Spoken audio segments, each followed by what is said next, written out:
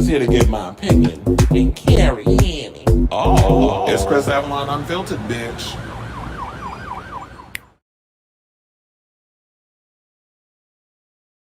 Hey, everybody. Welcome, and happy, what's today, Tuesday?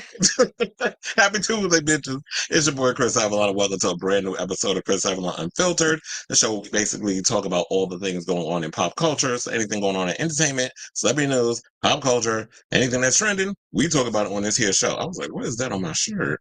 So, before we get started, okay. See, now my Virgo is Virgo, and now I can't even figure out what that. Whatever, we just gonna have to do the show with it. So without further ado, if you could do me a solid, hit that like button, that subscribe button, and the notification button, so that way you know when we go live with a brand new episode of Chris Avalon Unfiltered, or any future episodes of Chris Avalon Unfiltered. And before I get into the show, I want to thank everybody that got this show finally over 100K. Well, not 100K, 1K followers, or subscribers, I should say.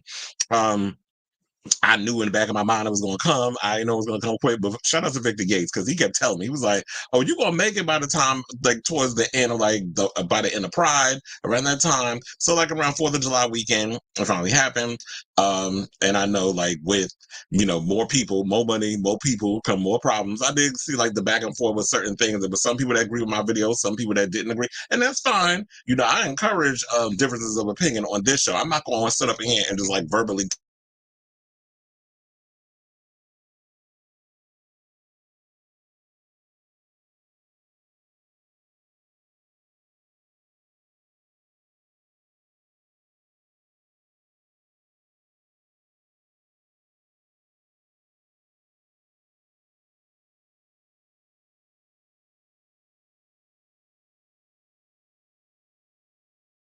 Okay, so I see my background, but where am I, bitch? Hold on a second.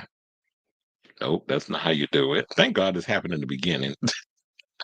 Cause child, if it did not, I'd be upset. Hold on. Why am I not seeing myself?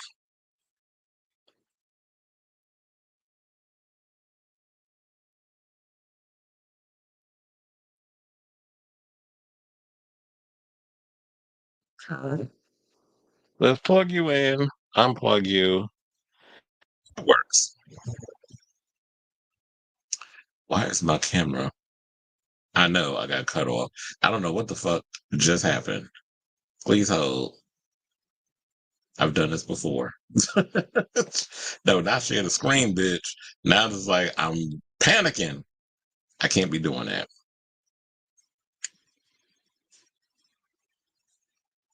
Okay, I got it now. Oh, look, she back. Like a genie in a bottle. You gotta rub me the right way, bitch. But anyway, um,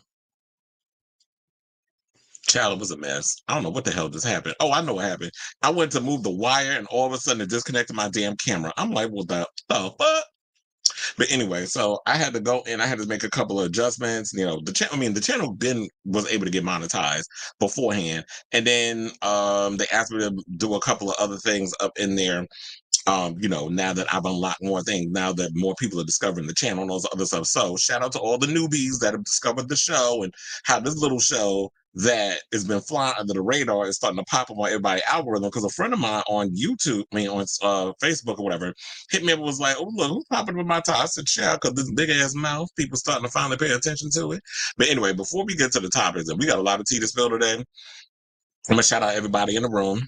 We got to talk about this Deundray Cottrell situation, because that story that came out about the gay couple and the boyfriend that's missing and all other stuff. They're part of a dance group. We definitely got to talk about that. We don't talk enough about, like, I mean, we talk about homosexual stuff on this show, but we don't talk about stuff when it fall into, like, full on Murder She Wrote type territory. So we're gonna talk about that. Plus, we gotta talk about that Daddy Land circuit, gay circuit party, and the drama that was going on out in Texas with that. Plus, we got T on J Lo and well, Jennifer and Ben Affleck. I'm tired of talking about them quiet as it's kept, but they keep popping up with the news, so we gotta talk about it.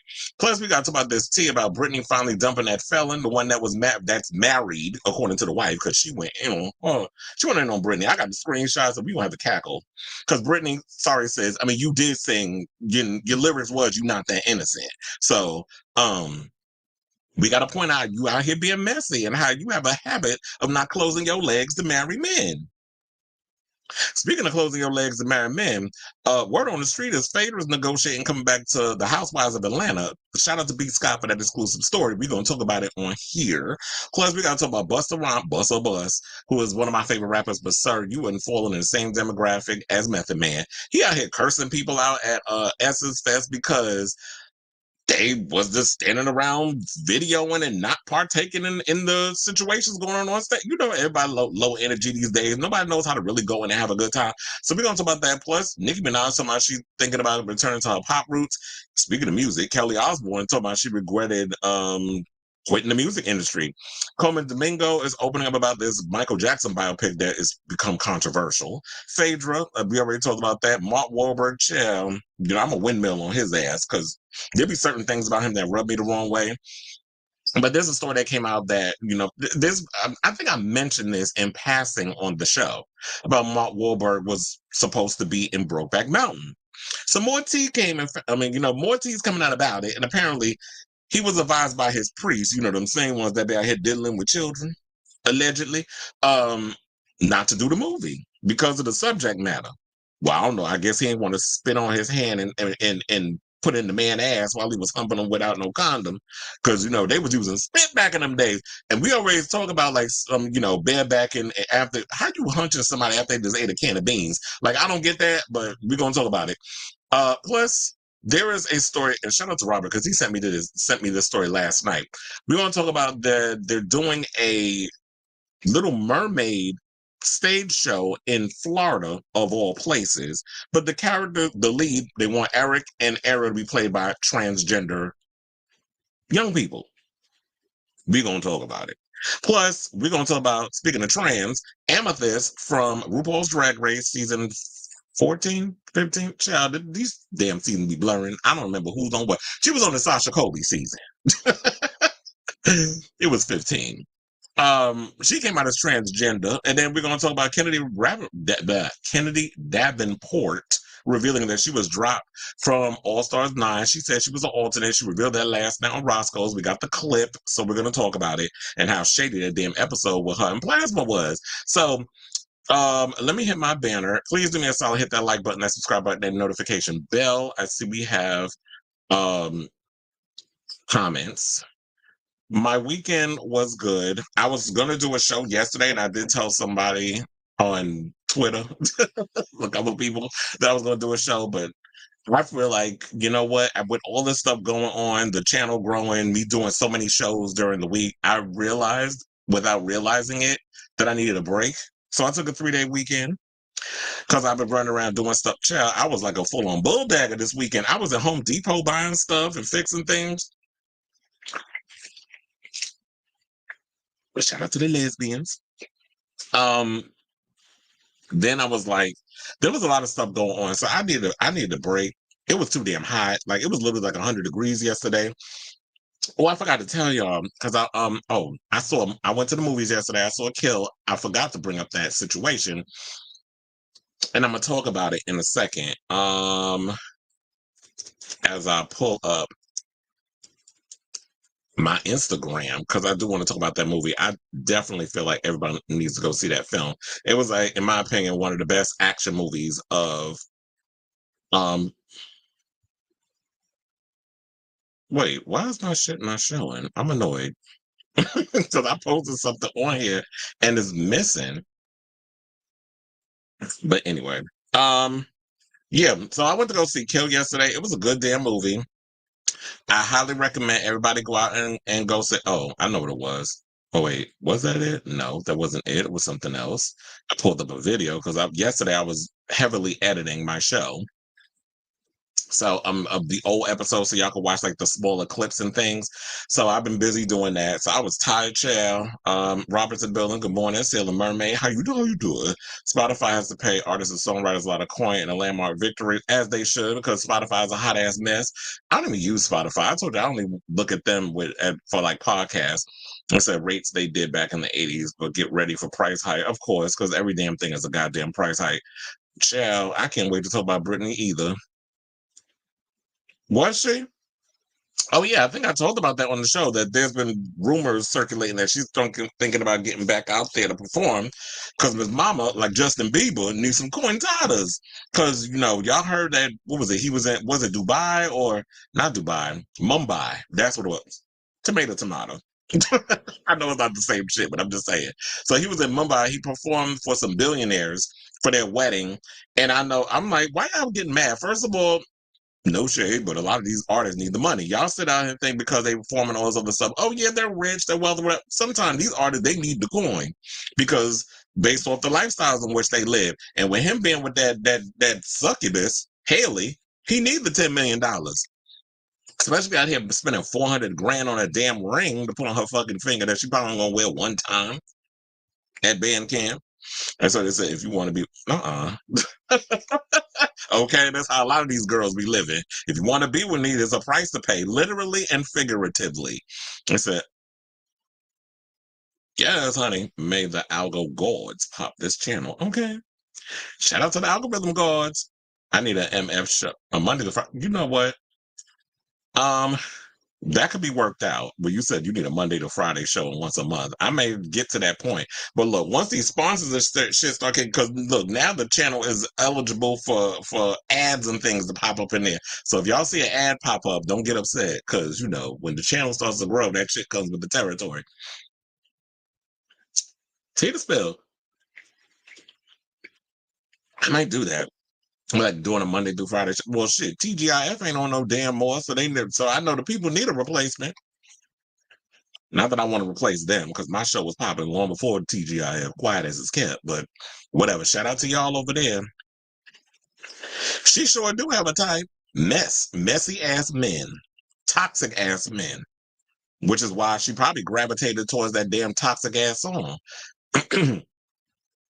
Yeah, I believe that. Anything that comes from B. Scott when it comes to Housewives stuff, she's always on point with the T. I said, Busta, chill. Okay. Nicki wants to return her pop roots. Well, it could be that. Well, yeah, I think she needs the money, and she realizes that. Well, we'll talk about it during the show because it's funny because Robert and I had this conversation earlier. I mean, like a couple of days ago, we was talking about that. I'm gonna break it down more when we talk about it, but I do feel like with her, she realized, especially when I worked her show, when Starships came on, everybody in the crowd went crazy. She was the one that was saying, oh, I don't want to do my pop music anymore. I don't want to do that. I don't want to do that. Probably because she was getting clowned over it. And my thing was, you already had something to say. I don't want to start saying stuff because then it's not going. I wanted to kind of go into the topic when we talk about it, but to me, it was just like that's your bread and butter. Like when your fickle fans, the ones that only like the hardcore hip hop stuff, or when you age out of things because every artist ages out of a situation, but then you will always have like your core fan base. Every legacy act always has that. They have their core fan base that will always be there with you regardless. So when them other ones, they done moved on to the next big thing, as a lot of fans of music or music listeners or artist likers do, you can have those pop songs that rely on. Focus on your white fans. Focus on them sissies and punks. I mean, well, the gays. Focus on the children, the legendary children. That's how the queen said it in what's that in Paris's Burn. The children, focus on them, focus on the girls, and keep it moving. The Wahlbergs are the Boston Scottish Catholic. A lot of them, and I was gonna say Ben Affleck. Don't forget him, but you didn't. And so yeah, they all have that whole Bostonian Christian Catholic shit. I mean, I grew up in the whole being raised Catholic too, but I'm not I'm not like in the cult like Mark is. To me, it seemed like Donnie is why does this cap? Donnie was always the more talented Wahlberg. No shade, just saying. Acting and musician. I mean, he's the one. Word on the street is, from what I was hearing, that he's been stealing the show over there with NKOTB while they touring. But Donnie was always a standout. Everybody thought it'd be Joey McIntyre, who's about to be. Well, no, he's not about to. He is. There is a show. Oh my God, I can't remember the name of it. Hold on, because I think I saved the thing in my phone, and I've been meaning to talk about this shit for weeks, but I kept forgetting. There is a off-Broadway, and it's coming to New York, called Drag the Musical. Alaska's in it, and also Joey McIntyre's in it. I don't know if he's going to do the New York one, but it is coming to New York. Who knows? They probably, I mean, Jinx Monsoon ain't busy. They'll probably ask her. Or, Plasma did say yesterday that before she come back to All Stars, she want a Broadway situation under her plate, so she should audition for it. So it's that, wait, the 80s rates. Ooh, there's artists about to get paid those 80s rates or before this 360. Child, I would never sign a 360 deal. I don't know what y'all was thinking with doing that shit. Michael Jackson, Prince, and Van Halen constantly went through nonsense with their labels in the 80s. Well, they all do and still do. And yeah, she like them toxic ass men. But anyway, let's move on because we're already 15 minutes in. We haven't even gotten to the topics. Let's get to our first topic, which is this whole Deundray story that I have been following profusely. So now one of my friends, I'm not getting distracted by stuff. Now I got people sending me videos about a woman from New York who was found in a garbage bag and all this other stuff, and then the guy that was taken into custody, the whole family beat his ass. Like, I'm not getting into that right now. So we're gonna focus on the show that we're focusing on. But I just want to pull up the things. Now, shout out to Gay Magazine, but I've been following, I Am the Queen of Shade is a friend of mine, so that's how I actually found out about this Deundray Cottrell story. And I didn't really think much of it until I noticed that I knew one of the people that's been accused of a crime. Well, not necessarily accused, but one of the guys I actually follow on social media, and one of my friends ended up taking a I think did a photo shoot or something or another with him. I'll have to get into the kill story right after this, because I forgot to bring that up in regards to that. We already started on this topic, so let's just finish that out. So hold on a second while I pull up this story, because I was following it a bunch of other places, but then I saw that Gay Magazine did a story on it yesterday, and I feel like this is the latest that we know so far, so I want to just follow that. So according to the Gay Magazine story, they said the homicide investigation of 31-year-old dancer Deundray Cottrell continues after he was reported missing on the night of July 4th and later found unalived in a shed on July 6th in Birmingham, Alabama. Now, Cottrell has been confirmed to have been in a polyamorous relationship at the time. The three made up, it was the three of them, all of them in that group, they was apparently hunching. So they made up this trio called Ski Boys. They said they were previously reported that Cottrell had been visiting his sister in Birmingham with one of his partners. Now, Julian, the light-skinned one that you see on my right, he's the one that I've actually been following on social media. I actually followed Deundray too. But Julian apparently did a shoot, and a friend of mine hit me up the day before yesterday to tell me that. I'm like, I didn't know that. Said that he did a shoot with him. So anyway, Julian is currently still missing, which, of course, when you hear stuff like this, they become a person of interest. But then at first, there was an article that I remember that came out, I think, on Sunday, or maybe it was Saturday or whatever, that his other partner, Derek Garnell, was missing too. But then Derek, is it D-Eric or is it Derek? But y'all just try to be, you know how y'all be doing with them names. Like, y'all always try to be unique when y'all want to put out y'all names and all the other stuff. So y'all want to be different with the way y'all spell stuff. Like, you'll put, like, my name is Kenya. It's Kenyaah. Kenya. You know how y'all want to be extra with it, or your parents want to be melodramatic with the way y'all be spelling your name. But anyway, so I'll say his name is Derek. So apparently Derek spoke to Gay Magazine and revealed that Julian did go to Birmingham and said, I was in Gadsden with my mother during this. I came the next day after they told me he was missing. They are both my partners. I've been currently grieving with Deundray's family. This is what he told Gay Magazine. Now, investigators believe that Julian Morris was the last person to see Cottrell alive on the 4th of July before he turned up unalive days later. Family members told Channel 2's Elizabeth Rollins on WSB Tonight at 11 p.m. on Sunday that they suspect he knows exactly what happened. Rollins spoke with Angelica Cottrell, who is Deundray's sister. She said that Morris was the one who alerted her that her brother disappeared, saying he jumped off her patio balcony.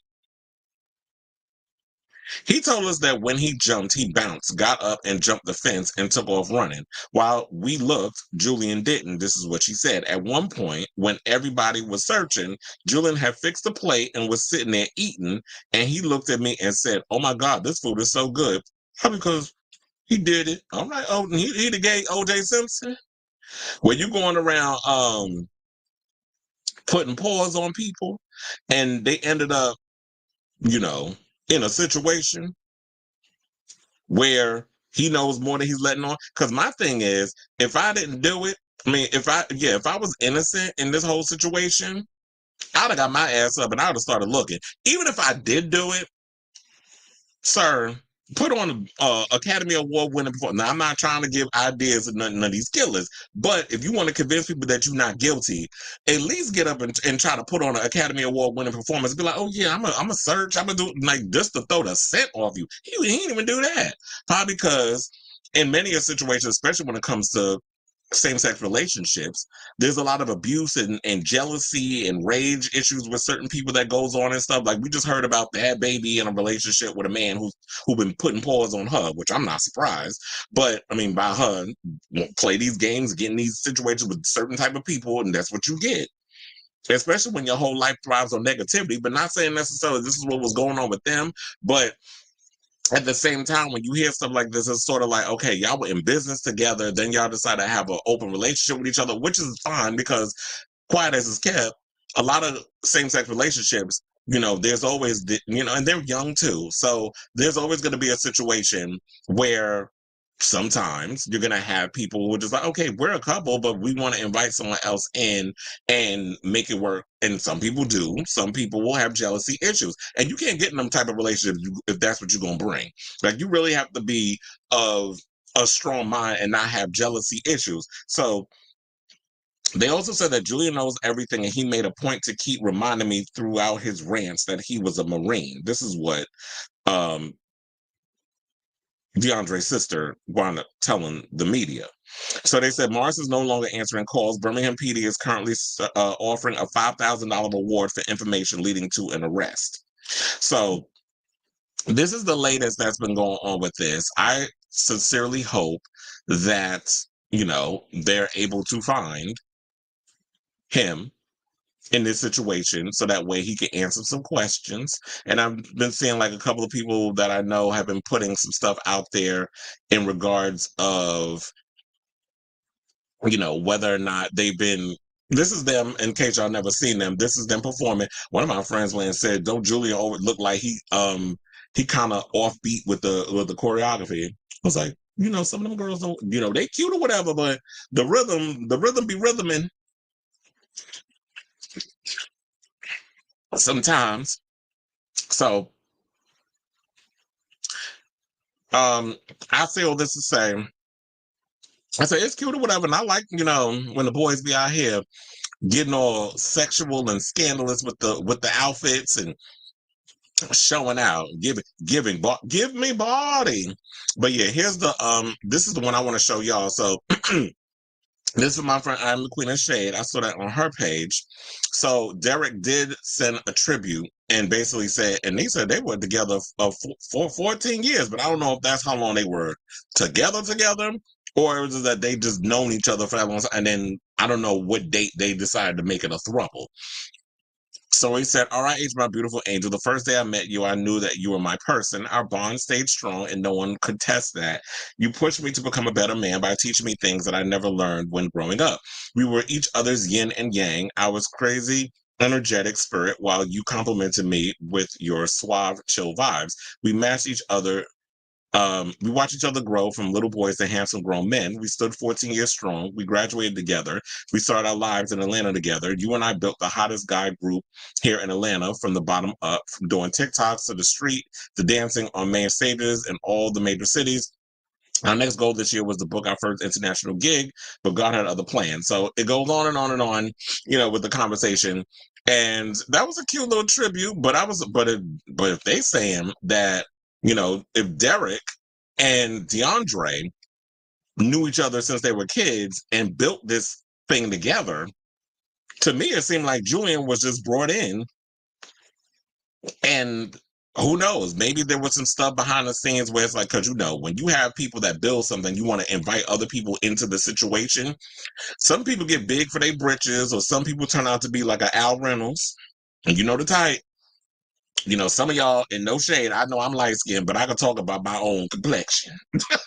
Sometimes we get a little light skinned with situations, and y'all want to come in with the jealousy and the envy and the shade, and y'all want to be the demon that comes in and fucks up the thing, which allegedly is what they said that Al Goudon was over trying to do with TGIF. So maybe there's a situation with that Julian got jealous of the situation that was happening, was coming across as a third wheel. And, when you got people, unfortunately, that's way more talented and is anointed and have bigger things going on for them, you won't get them demons coming in trying to infiltrate and fuck up the thing. So it could be a lot of different situations. I know we just conspiracy theorizing right now, and we can't really pinpoint what happens, but all I know is I sincerely hope that they find, they find Julian. They question him on, what's going on. And we could put this to bed, but I guess we won't fully know what happened to DeAndre until they do the autopsy, which I believe they're doing right now. And it's probably going to be a couple of weeks before we get the results. So my heart goes out to DeAndre's family. I hope they find a solution to what's going on. And I'm definitely going to keep my eye on this story as it further develops. So what I want to ask you guys is, what do you guys think of this story? Let me know in the comments down below. Okay, so we have comments. It said, can we praise Missy for giving us millennial concert event? I forgot how much I love Sierra's music. Yeah, I did. You know what? And I hate doing this, but I did watch the YouTube videos of their full concerts, and I have to say, Sierra was serving. Sierra was giving hair. Sierra was giving costumes. I will say that blue ensemble that she wore with the glitter and all other stuff on it, I actually know the person that designed that. So shout out to them. Oh my God, this thing is dripping. Trying to stay hydrated because it's hotter than 3 shades of hell outside today. So Sierra was definitely serving up there on stage. She could perform her ass off. I just hate the fact that she never really do you think maybe she sabotaged herself or whatever the case was? Because to me, I've always thought that she could be, and I hate trying to bring race or whatever, she could have been the Black Britney Spears. Like, she was giving Britney, Aaliyah, like, she could have been a hodgepodge of that. I just read that shade. I'm gonna get to that. Not about Sierra though, but I live for. I've been living for what they do, and Missy definitely has been giving full on show, like the 3D experience, the crazy stage, the way that she has all the staging and setting. Like, to me, she's always been like one of my all time favorite rappers in regards to So everybody want to talk about certain other girl, Nicki and Megan, bitch. Now here's the thing. I was always for my I like my coochie rappers, the ones that talk about diamonds and Chanel and vagina and all that stuff. Shout out to Lil' Kim. She laid the foundation for that kind of hip hop. But I was always into Missy Elliott because Missy gave like science fiction and crazy costumes, and choreography. And I like that she was sort of like bringing that Michael Jackson aesthetic to hip hop in regards, especially how she changed the game in a lot of ways with her music videos. The only thing I will say is the weaker part, and I know y'all probably will agree, if you've seen the clips online. Timbaland should not be an opening act. Timbaland is somebody that needs to stay behind the scene. He is the perfect example of someone who should just be a producer and not an artist. There be too many rappers, too many producers out here that just want to be that talent part. No, just give your creativity and work it with, your muses. Missy does well with it.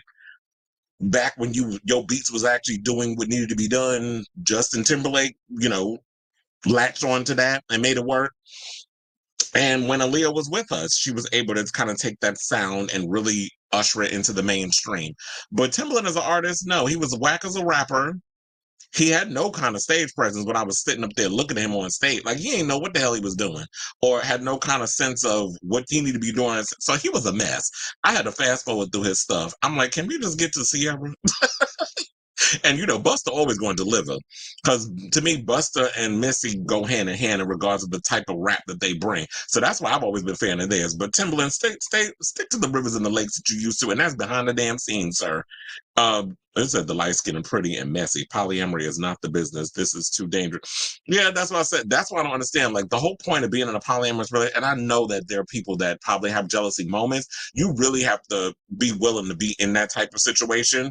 If you are a jealous type, don't get in no relationship where y'all want to invite 3-ways or 4Gs or whatever the case is into a situation. Y'all just need to be either single or stick with one person. But I feel like the problem is gays want to continue to adapt these heteronormative ideas or ideals, I should say, when in fact, straight people don't even follow that shit. They be in cheating and open relationships and doing that other stuff too. Y'all just don't hear about it.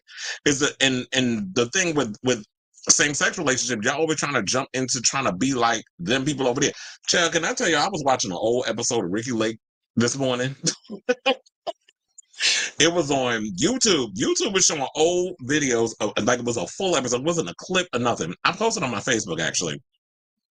I was like, child, y'all taking me back. First of all, Ricky Lake was one of my favorite talk shows coming up as a kid in the 90s, in middle school and stuff. So I was sitting there watching that episode, and it was literally about like gay guys who wanted to become straight and that sort of thing. So that's what that reminded me of. The fact of like, and then you had people up there with talking about conversion therapy and how if you work really hard, you can change. No, you cannot. Like, now that we have the tools that we do now, we all know that's some BS. You cannot change yourself. And then the guy that was sitting up here preaching this stuff to the choir, and there's no shade, I can talk about my people because I'm part Asian. He was married to an Asian woman, and first of all, she sounded like she just was fresh off the boat. So I'm sitting there like, okay. So now you're up in here trying to preach this situation that you're in a relationship and a happy relationship with this lady. First of all, she had on like one of them old Mormon sundresses, like them pilgrim people dress, and pearls. I'm like, first of all, y'all look like y'all live out in Pennsylvania, deep into the woods. Looked a hot ass mess. And the lady looked like she just learned English yesterday. So I'm like, okay. So now she with your ass clearly because she need a green card. And clearly you got with her because you probably felt that she'd be stupid enough to believe the bullshit that you was putting out there, so you can go and perpetuate these lies and things just so you can go out here and tell gay people that, yeah, if you work hard enough, you're going to change your sexuality. Oh, wait, no, I won't put finger. I'm about to give the finger. I was like, let's not go because this feed might get cut off. But anyway, so they said Julian with the Caesar cut and yeah, he met not the Caesar cut and the earring. Yeah, they say he missed it, and I don't know. I'm like, well, child, how big is Alabama? Like, y'all need to find where the hell he is. One of my friends said to me, he said, you think he might have offed himself? I'm like, I wouldn't be surprised if you don't want to go down, because, child, you know what they're going to do to that pretty man if he guilty and they put his ass in jail. Probably the same thing they're going to do to Austin Wolf. See, they go to shade. I mean, some. And so yeah, she always reinvent herself and try something new and effort to it. I love me too. I love me some Missy. Yes, Victor. Well, I was talking about you before the show. They said Sierra Stagebook hosted private and public gigs in LA and NYC, and she created a luxury fashion line. Yeah. Although I will say I did cackle when I saw her and Russell Wilson the other day. They was all up in there, deep into the church spirit, and then they laying on the floor face down. I'm like, what are y'all doing? Y'all need to stop with that ha halabo shata, in the words of T.S. Madison. You know how she be speaking in y'all be doing too much with all of that. Yeah, we was talking about you earlier because we was talking about how like the channel got over 1K subscribers now, which we trying to go for 5K because he put it out there. He says now we got to reach for that. So yeah, hold on. So because I didn't create this one. Oh wait, nope, nope, nope, nope. That's not where I wanted to go.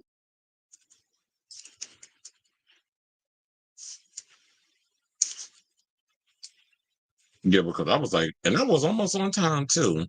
All right, so let's move on and let's talk about this. I was like, I had to create that real quick because I forgot to do it. So yeah, so yesterday I went to go see Kill in theaters because I was like, I've been hearing so much about this movie. Oh my god, why the not Cumbleton? Why the minute I open up my Twitter, I'm literally seeing two men fornicating on a tennis court.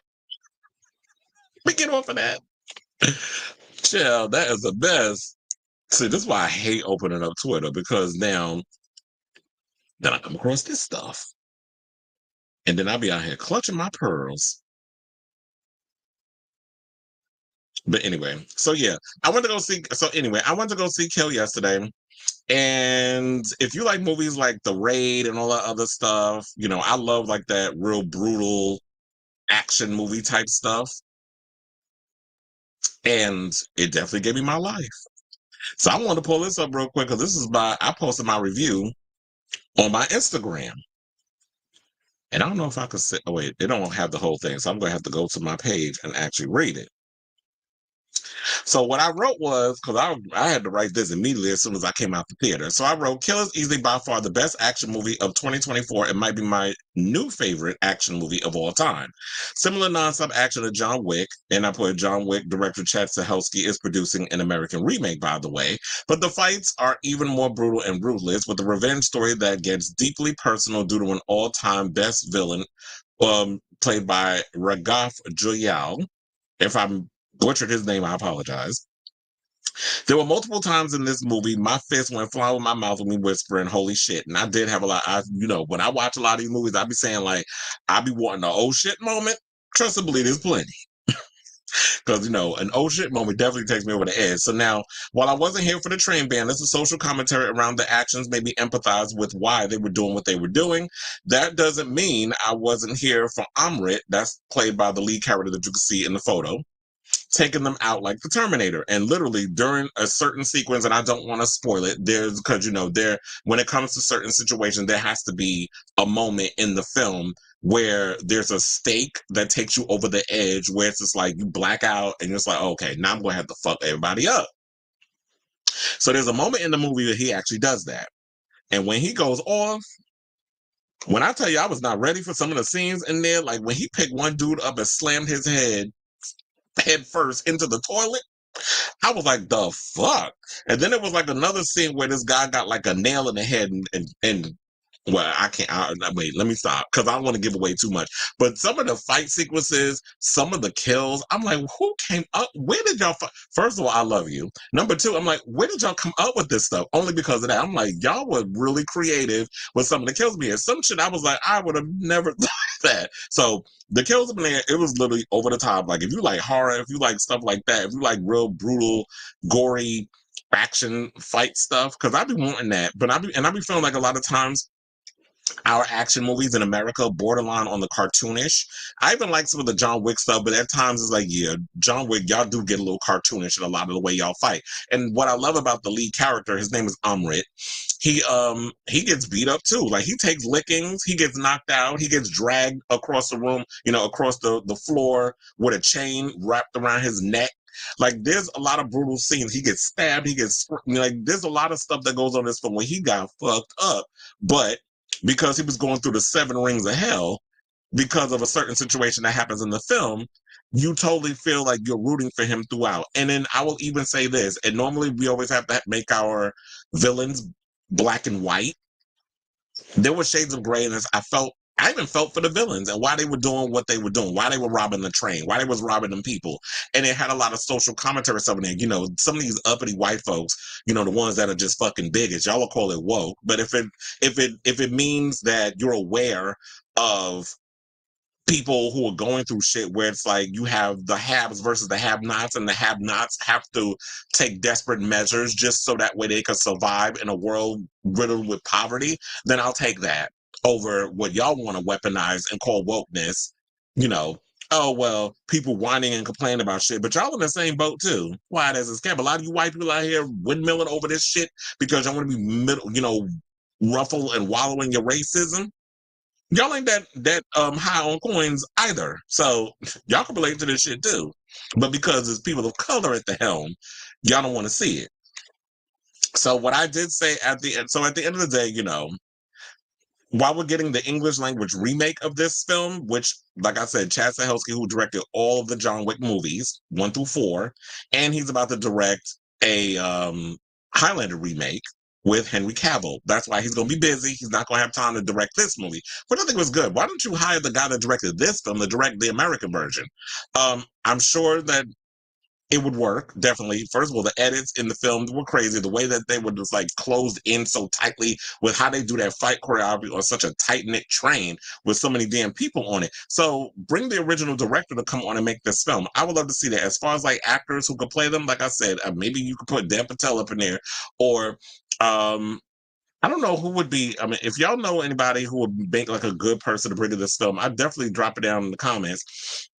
But we need somebody who's going to be willing to take some lickings. Like, we don't need nobody with no plot armor. We don't need nobody that's going to be like, oh, well, I have to be the one to beat up everybody, but I can't get cut. I can't get scraped. I can't get my ass beat. I hate when American movies want to do that because it makes it not feel realistic enough. And a lot of times when I would look at certain films, like when you look at The Raid, when you look at Snowpiercer, which reminded me of like the train and that whole thing and them going through all the cars, when you look at that, you think that the movie's going to go one way. And I felt so many times watching this movie that I had it figured out. I did not have this movie figured out.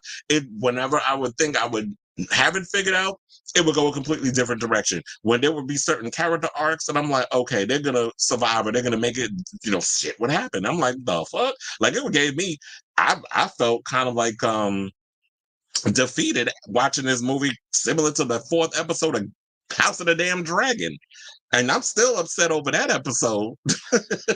So if they're gonna remake this movie, which we already know they are for Lionsgate, Lionsgate is a distributor of Kill, I should say, the Indian film. And I told you I've been watching a lot of Indian action movies lately, Korean action movies and Indian action movies. I've been getting into a lot of that stuff lately. So shout out to the Indian community, shout out to the Korean community. Y'all definitely put it down when it comes to the action films. And Americans, I'm sorry, y'all need to take note.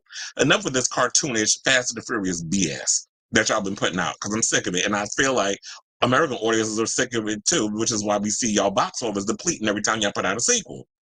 But if y'all gonna do this film as an American remake, what I need for y'all to do, Lionsgate and 8711, because 8711 is the company that trains a lot of the actors, that's the stunt team. That Chad Stahelski and David Leitch, David Leitch recently directed Fall Guy, Bullet Train, a bunch of those. That was another one too. It reminded me a bit of Bullet Train. There's similarities with that. Completely different tone. Takes them off of the Raid type of tone. So if y'all gonna come, keep the same brutality, like those really crazy, brutal action sequences, y'all need to keep that in the film.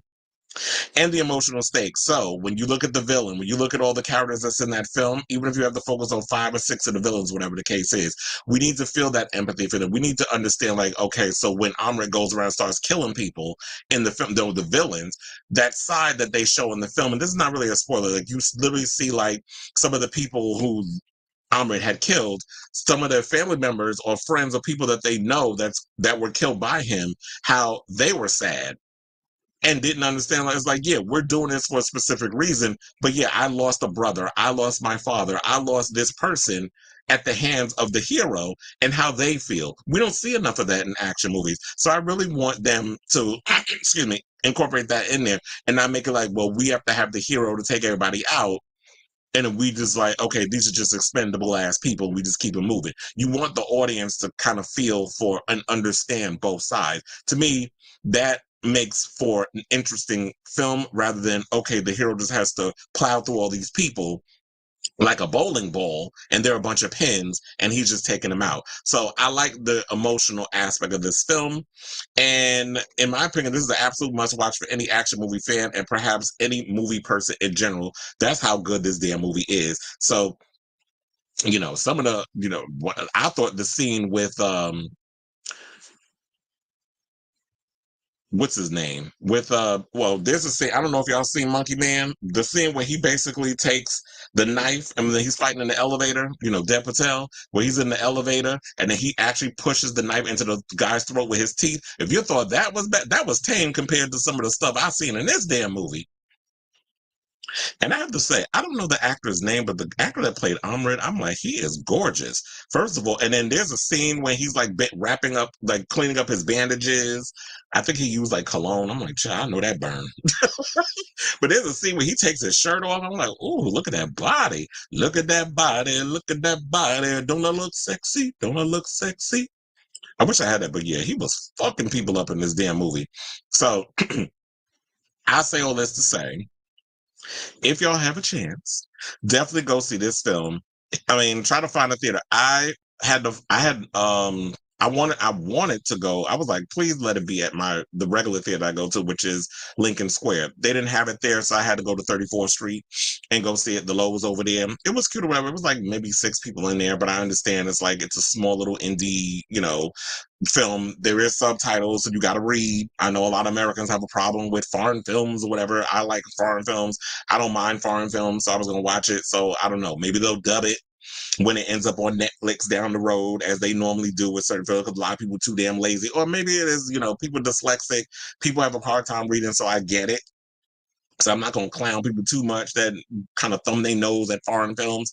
But or wait for the American version. Who knows when that's coming? Probably in another 3 years, 2-3 years. So I say all this to say, if you get a chance, if you can find a theater in your area that's showing Kill, can't talk today apparently, definitely go check this movie out. Or maybe wait until the end of the month. It'll probably be on demand because the way they doing shit in theaters these days.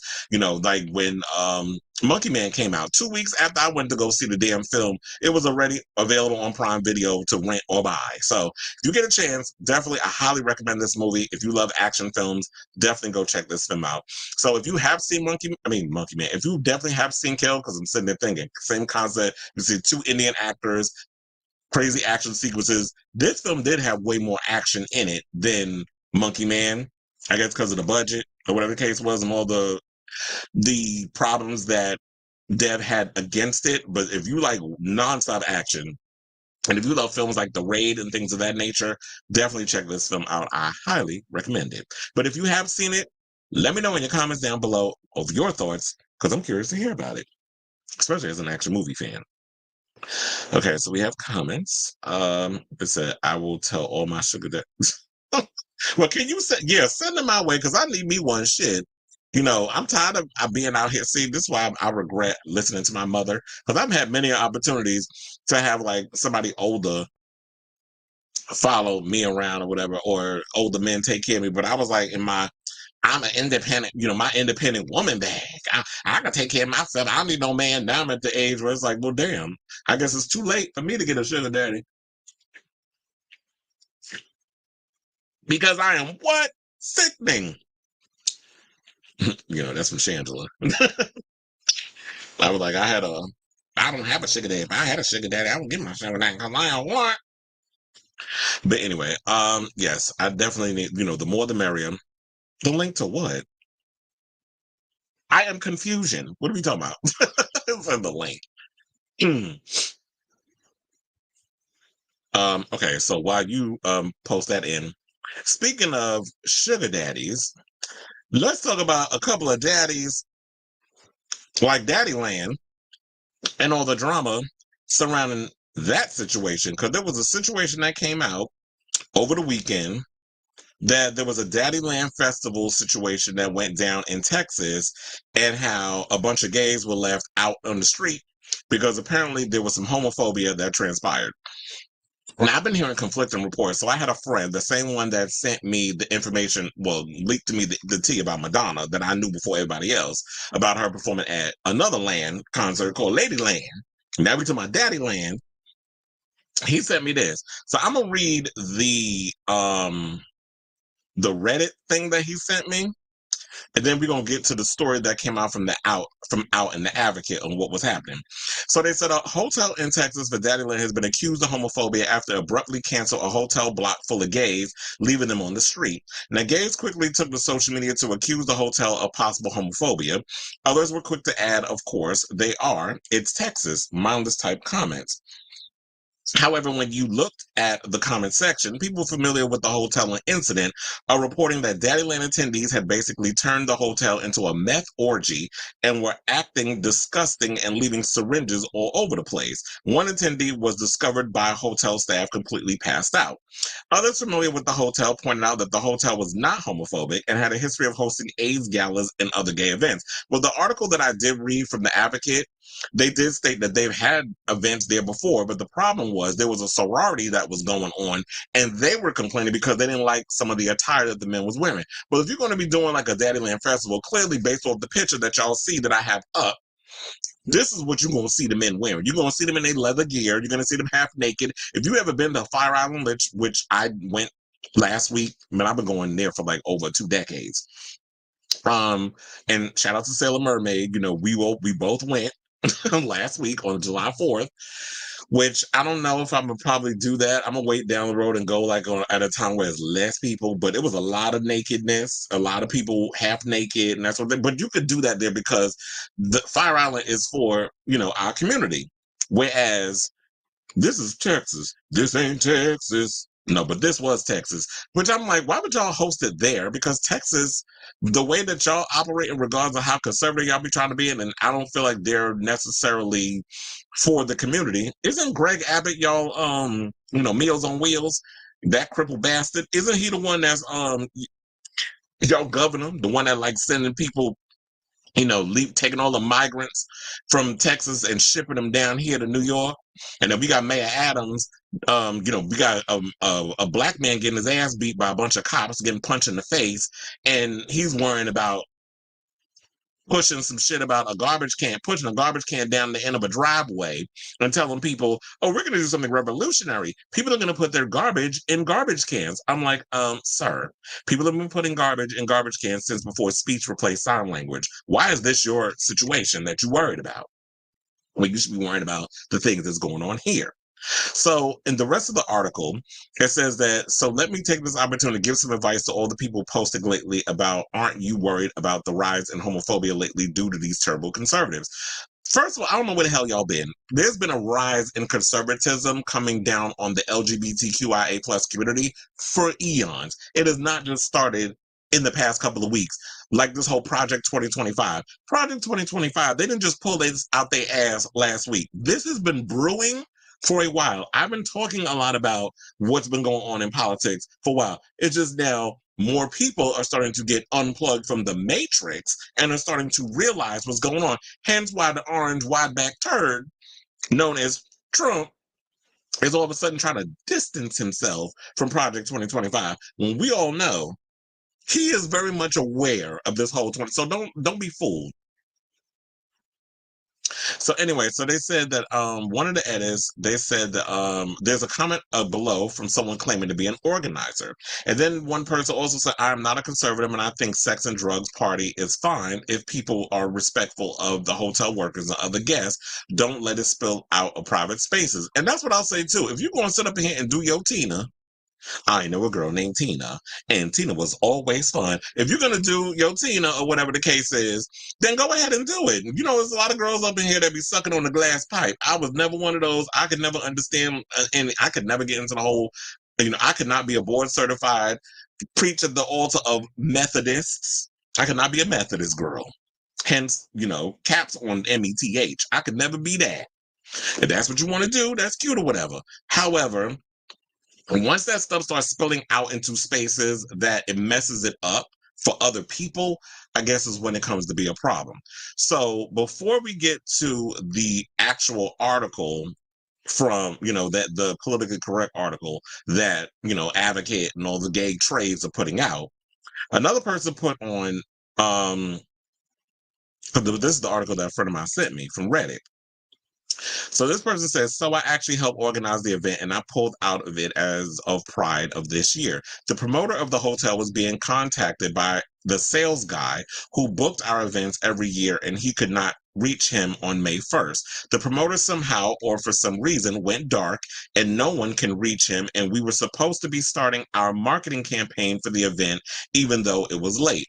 The salesman called me because he knew that I was helping the pro provider with everything along the way, and I explained that I had not heard from him either, but I would do my best to get the message to him. Apparently, over the past few months, someone had called IHG Corporate to complain about possible drug use, and the fact that we had a dark room that was referred to as the Boom Boom Room on all advertisements. Now, everybody knows that we don't call that shit no damn Boom Boom Room. Although one of my friends did say, oh, you would call it something like that. I said I would, to be funny.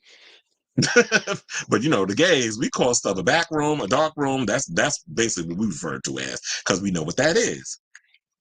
So they said the sales guy told me that even though they were a franchise, we had to operate by the corporate policies.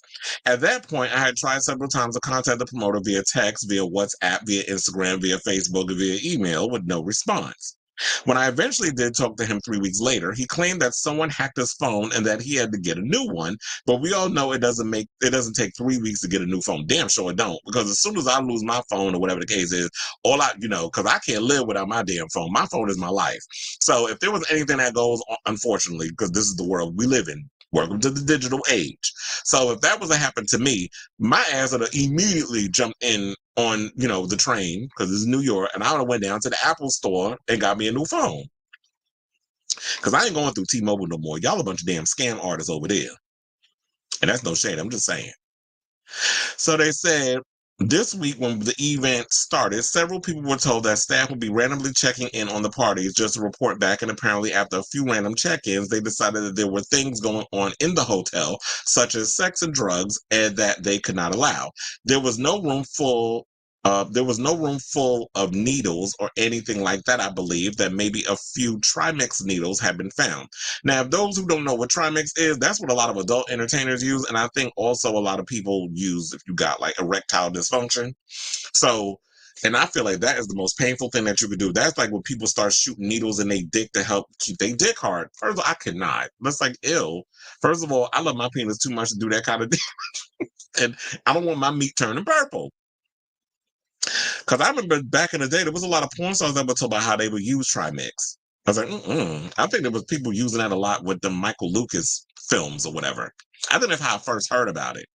Because what was it, Jordy, I forgot his last name. I did an article on him, and he was talking about the whole Trimix situation. So that's how I first found out about it. So anyway, they said, as I said, there was, what is it? They said there was maybe a few Trimix needles have been found, but I was also told that one of the employees said that there was no IDs being checked at the door, which there normally isn't.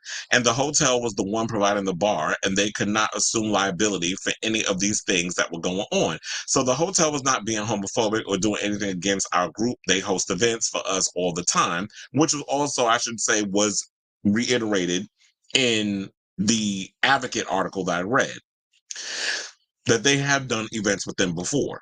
So what I'm wondering is, what was the straw that broke the camel's back this time? Like, if y'all pretty much have been doing the same show party at the same place, which quiet as God, this is the first time I'm ever hearing about Daddy Land.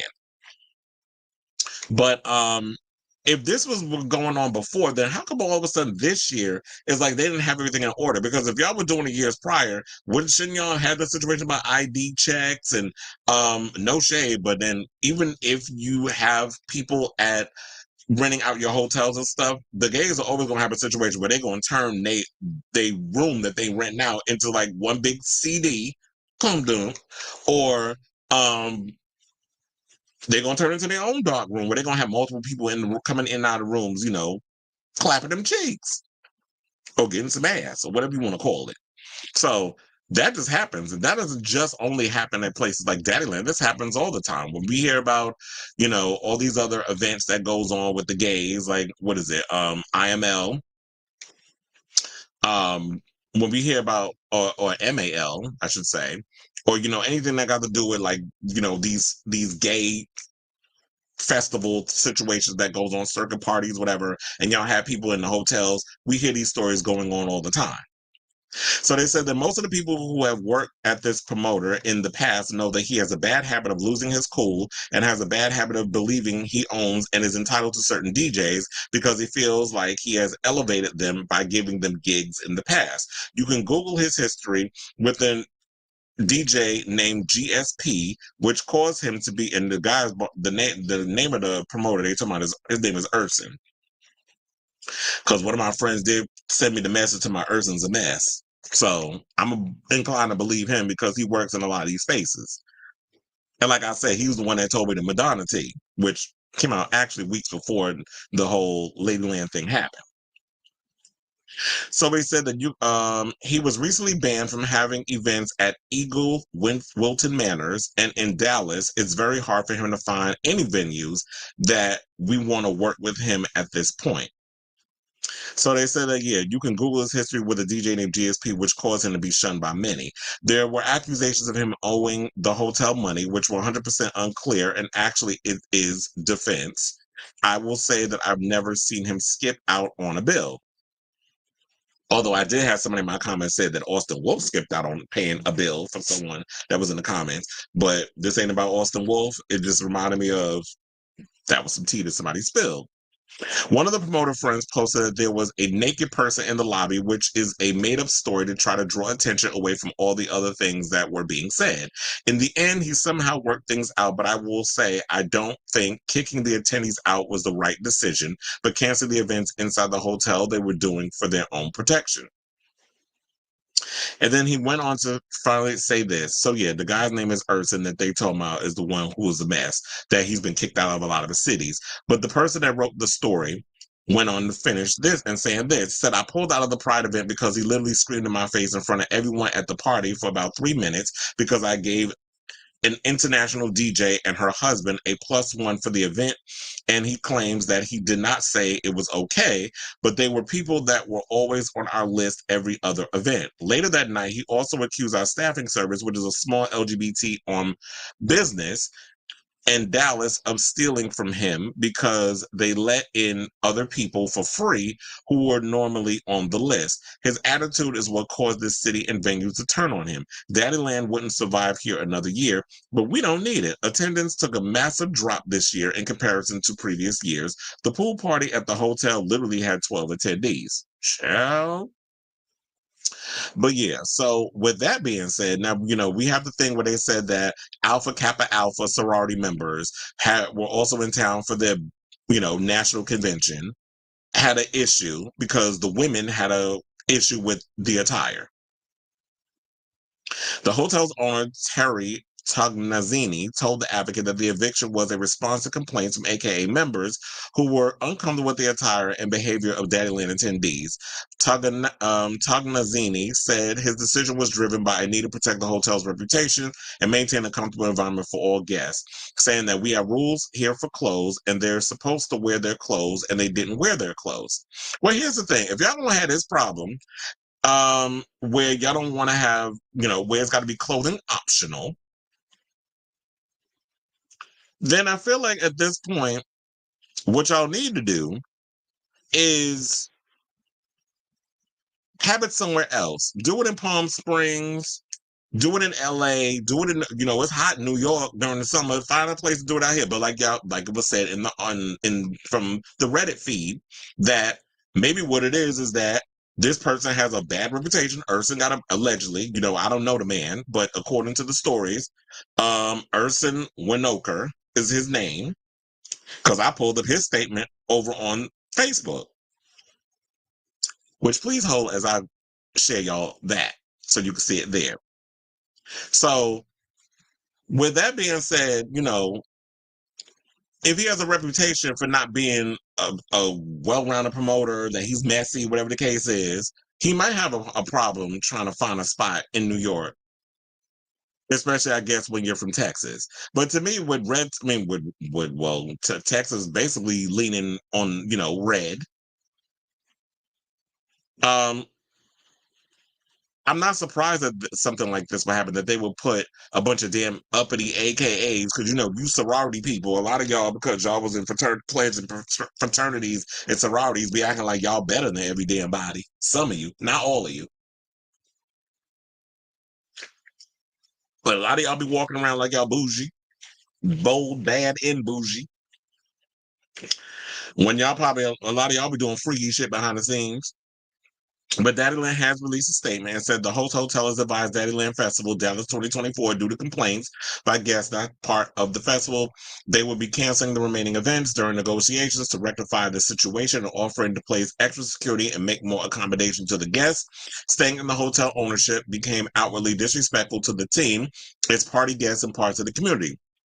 While we stand up for the many of the actions of the new owner refused to listen to reason and made the decision to evict without notice everyone attending our events. We are committed to making this right for those affected. For now, the remaining Daddyland Festival 2024 events will continue as scheduled with the exception of the after hours located at this year's host hotel. Guests who purchased single event tickets for after hours will be refunded. Guests who purchase weekend passes, which includes after hour events, we are working on a solution to make up for the 2 remaining events that were canceled outside of our control. Please note many of the reasons being posted are untrue. As we continue the remaining events, we appreciate the support of our community. Well, there you have it. So I say all this to say, because this was a lot. But with this show, I like to give nuance. I want to show all the sides. There was somebody from Reddit that had an idea of saying things that went on, and they said they were working on the event and why they stepped away, that they worked with him in the past. And Urson has a reputation. Like I said, I don't know the man, but this is according to that Reddit report. And Reddit be on it when it comes to some of the tea. And Urson gave his statement. And then we heard the statements from the publications, from the Advocate, Out. All of them have gotten the statement. So, there's always one person's side, the other person's side, and somewhere in the middle, that's not what I want to do. And somewhere in the middle is the truth. So I say all this to say, if you were a Daddyland attendee, if you were somebody that went there and was affected by this, definitely drop your, some stuff down in the comments, because I am inquisitive. I want to know what had happened.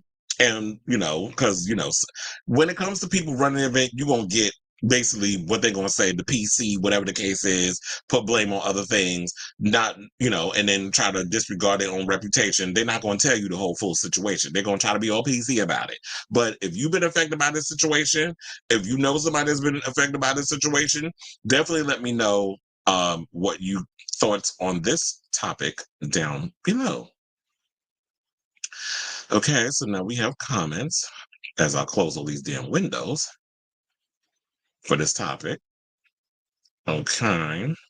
I said, definitely, I would love to go again with you. I had a great time. I went to, oh, wait a minute. Funnily enough, I did say I haven't heard of the Daddyland thing. I think I actually have heard of it. Did Boomer Banks do one time? I think Boomer Banks at one part was a part of the Daddyland Festival. I don't think he was DJing, but I think he was like performing and did something or another there. So I think that I might have heard of Daddyland.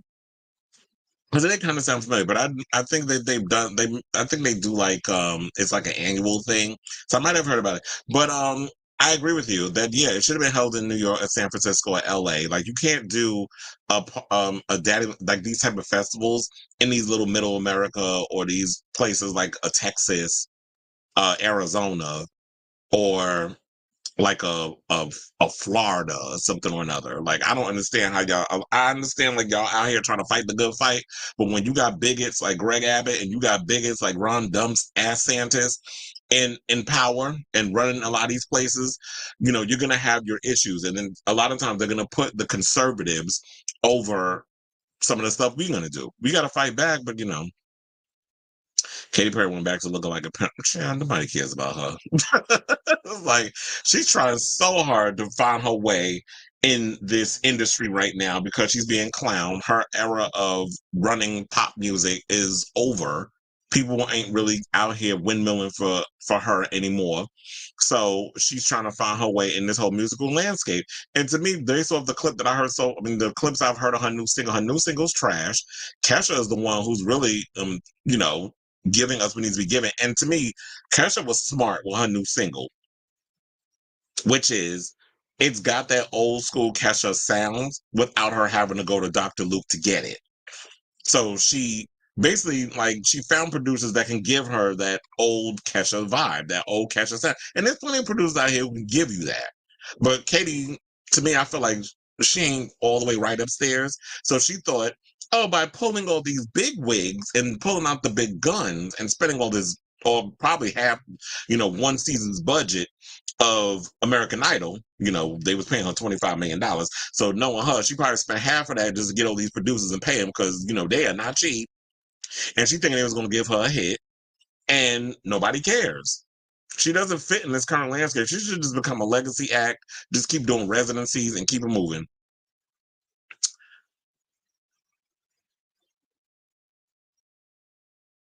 I heard about it. I knew COVID wasn't going away. I used to test people for COVID until about a year ago. And I've been knowing that COVID ain't going nowhere. There's always going to be a new variant. That's just going to be around forever. I made good money doing that too. But I got tired of wearing all that shit. Even when it's hot outside, I had to wear like the gown and mask, the crazy big mask and the helmet with the shield. And it's like, I'm over it. They used to get mad at me because I'd be in my office and I have my full face exposed. So, and then, the boss will come in and be like, you need to have your mask. I'm like, I can't breathe in that. Especially when it's hot outside. I was like, I need the natural air. I mean, I get my shots and stuff, so I'm good. Thank you, thank you. I know some people look at it as like, oh, it's not a big deal, but it's like, to me, every subscriber, every person that comes aboard that actually sits and watches the show and comments and all this stuff, it definitely means a lot because I look like a damn crazy person just sitting here talking to myself. So I love doing, like, to me, it's just like, just seeing like my passion, the things that I love to do finally paying off. It just goes to show that, and this is for anybody, whatever your passion is, whatever the thing that it is out there that you want to do for yourself, go out and do it. Whatever it is, don't listen to other people. Really take your own destiny into your hands, because the minute I did that, I realized it was an immediate shift. I couldn't, and this is no shade to EJ. I live for him. We still talk. We was in the group chat earlier. But it was like the minute I decided to take my show in my own hand, I couldn't do the whole once a week thing. Like, I get it. He has his own situations where it's like, I'm busy and I have other things going on. I can't really devote all the time to doing all the shows. And I'm like, that's great. So I knew that if I wanted to, like, if something comes out, because this is the way that the world is, like any news, whatever the case is, whatever comes out, I can't wait to do a Saturday show. And then it's a 3-hour, 4-hour show. And it's just all this stuff in one week. So I like the idea that y'all brought up, or Robert brought up earlier. It's like, do a Monday through Friday show, and there's like one recap of the stuff that's going on. I'm going to definitely take that into consideration down the road. But if I have enough time to actually give y'all a weekly show, well, not weekly, like a 5-day-a-week show, and it'll help the episodes be shorter, which I don't think that would happen, because when I'm doing, even if I have like 5 or 6 topics, the show is always going to be long anyway, because I'm always engaging with the audience, and I'm always answering you guys' questions, because like I said, to me, this is a conversational type show. So it's you guys, or an interactive talk show is what I always call it. So when you guys come in and y'all ask me questions, whatever, as I come in and I say certain things, it's like we're going back and forth with it. So that's the type of show this is, and that's what I've realized, because someone even said this to me in the comments, that this is what differentiates your show from everybody else, which is like, I've made it an interactive talk show.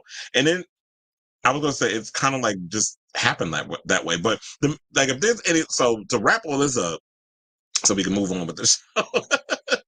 If you have a passion, whatever the case is, definitely don't listen to other people. Just go out and do your own thing. If people try to tell you, oh no, I don't think that's a good idea, and always thinking about monetary stuff, because look, the money will come later. The financial reward and all other stuff will come down the road. So whatever your passion is, follow it, is what I'm trying to say. So let's move on. Let's talk about Hannaford, who was out and about. with her child, Emmy, over the weekend. I don't really be seeing Max out here. You always see Jennifer. Oh, I'm sorry. You always see Hannaford with Emmy. You don't never see her with her son. Maybe he doesn't like being in the spotlight. That's kind of like Angelina Jolie and her son Knox, who they showed there was a rare outing with them two over the weekend. So I think maybe it is like the kids like to keep a low profile. Emmy just be out here minding their own business, with their big baggy shirt on, their jeans, and they headphones just in their own world. So shout out to Emmy, because they out here doing their own thing, just being their own person, not even paying attention to the cameras and shit. So anyway, let's get into the story about Hennepin. So according to page 6, they said this is their word. They said while the singer remains smitten with her husband, emphasis on the word singer, she has embarked on a summer of health, happiness, and joy for herself and her family. An insider close to the couple tells us that while the singer remains smitten with her husband, she has embarked. Oh wait, I just read that. I think I wrote it twice. My fault. Nothing can break her spirit. You won't break my soul. That's what she wanted. That's what she really want to say. She wants to have a summer full of fun and laughter. Now, earlier this month, Page Six reported that their marriage had been over for months, and Lopez seemingly confirmed that she had posted a clip of her 2021 music video, and this is what I saw over the weekend. She posted a clip of her video, Cambia en Paso, on Instagram. This is what she posted on Sunday. Now, the lyrics basically implies that her life is better now without a man in her life, and that she don't need nobody to be her. She could do bad by herself, basically. Which I always found funny. Maybe the reason why that song flopped, and it was a good song though. Shout out to what we may throw when we may throw shade at Hannah for every now and again. But I will give her this. She do be having some bops though, even though she don't give them songs enough time for people to like support it and like it, because she be on to the next one. Like she an independent artist. That was another thing I used to always say about Todrick. Say what you want about Todrick, but Todrick be coming out with some bops.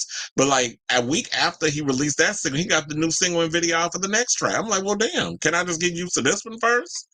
And to me, it was like that. She would just kind of treat her music career like it was like, oh, I'm gonna just throw this at the wall and see if it sticks. So, with that being said, I did like the song. It was cute or whatever. But girl, your whole lifestyle was not emulating the song. Well, you wasn't practicing what you was preaching, basically. You can't be out here talking about your life is better now without a man when every 5 minutes you got a new one. And you don't be letting your coochie breathe. Didn't Sexy Red say that? Or as I like to call her, Chlamydia Barbie?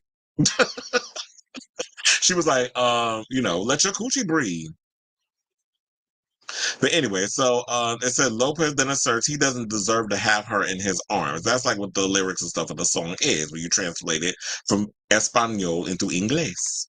So the update comes as Lopez, who's 54, continues to enjoy the summer without Affleck, 51, despite the two still wearing their wedding rings, which we've been saying earlier that she kind of been throwing everybody off the sales like, okay, so what is it? Are you married? Are you not married? You're trying to make it work. You're not trying to make it work. 1 minute you doing bad by yourself, then you got the ring on, you got the ring off. So it's like, as it said, what, what, I'm surprised she didn't put, well, I guess she didn't put, it's on El Anillo Pa Cuando.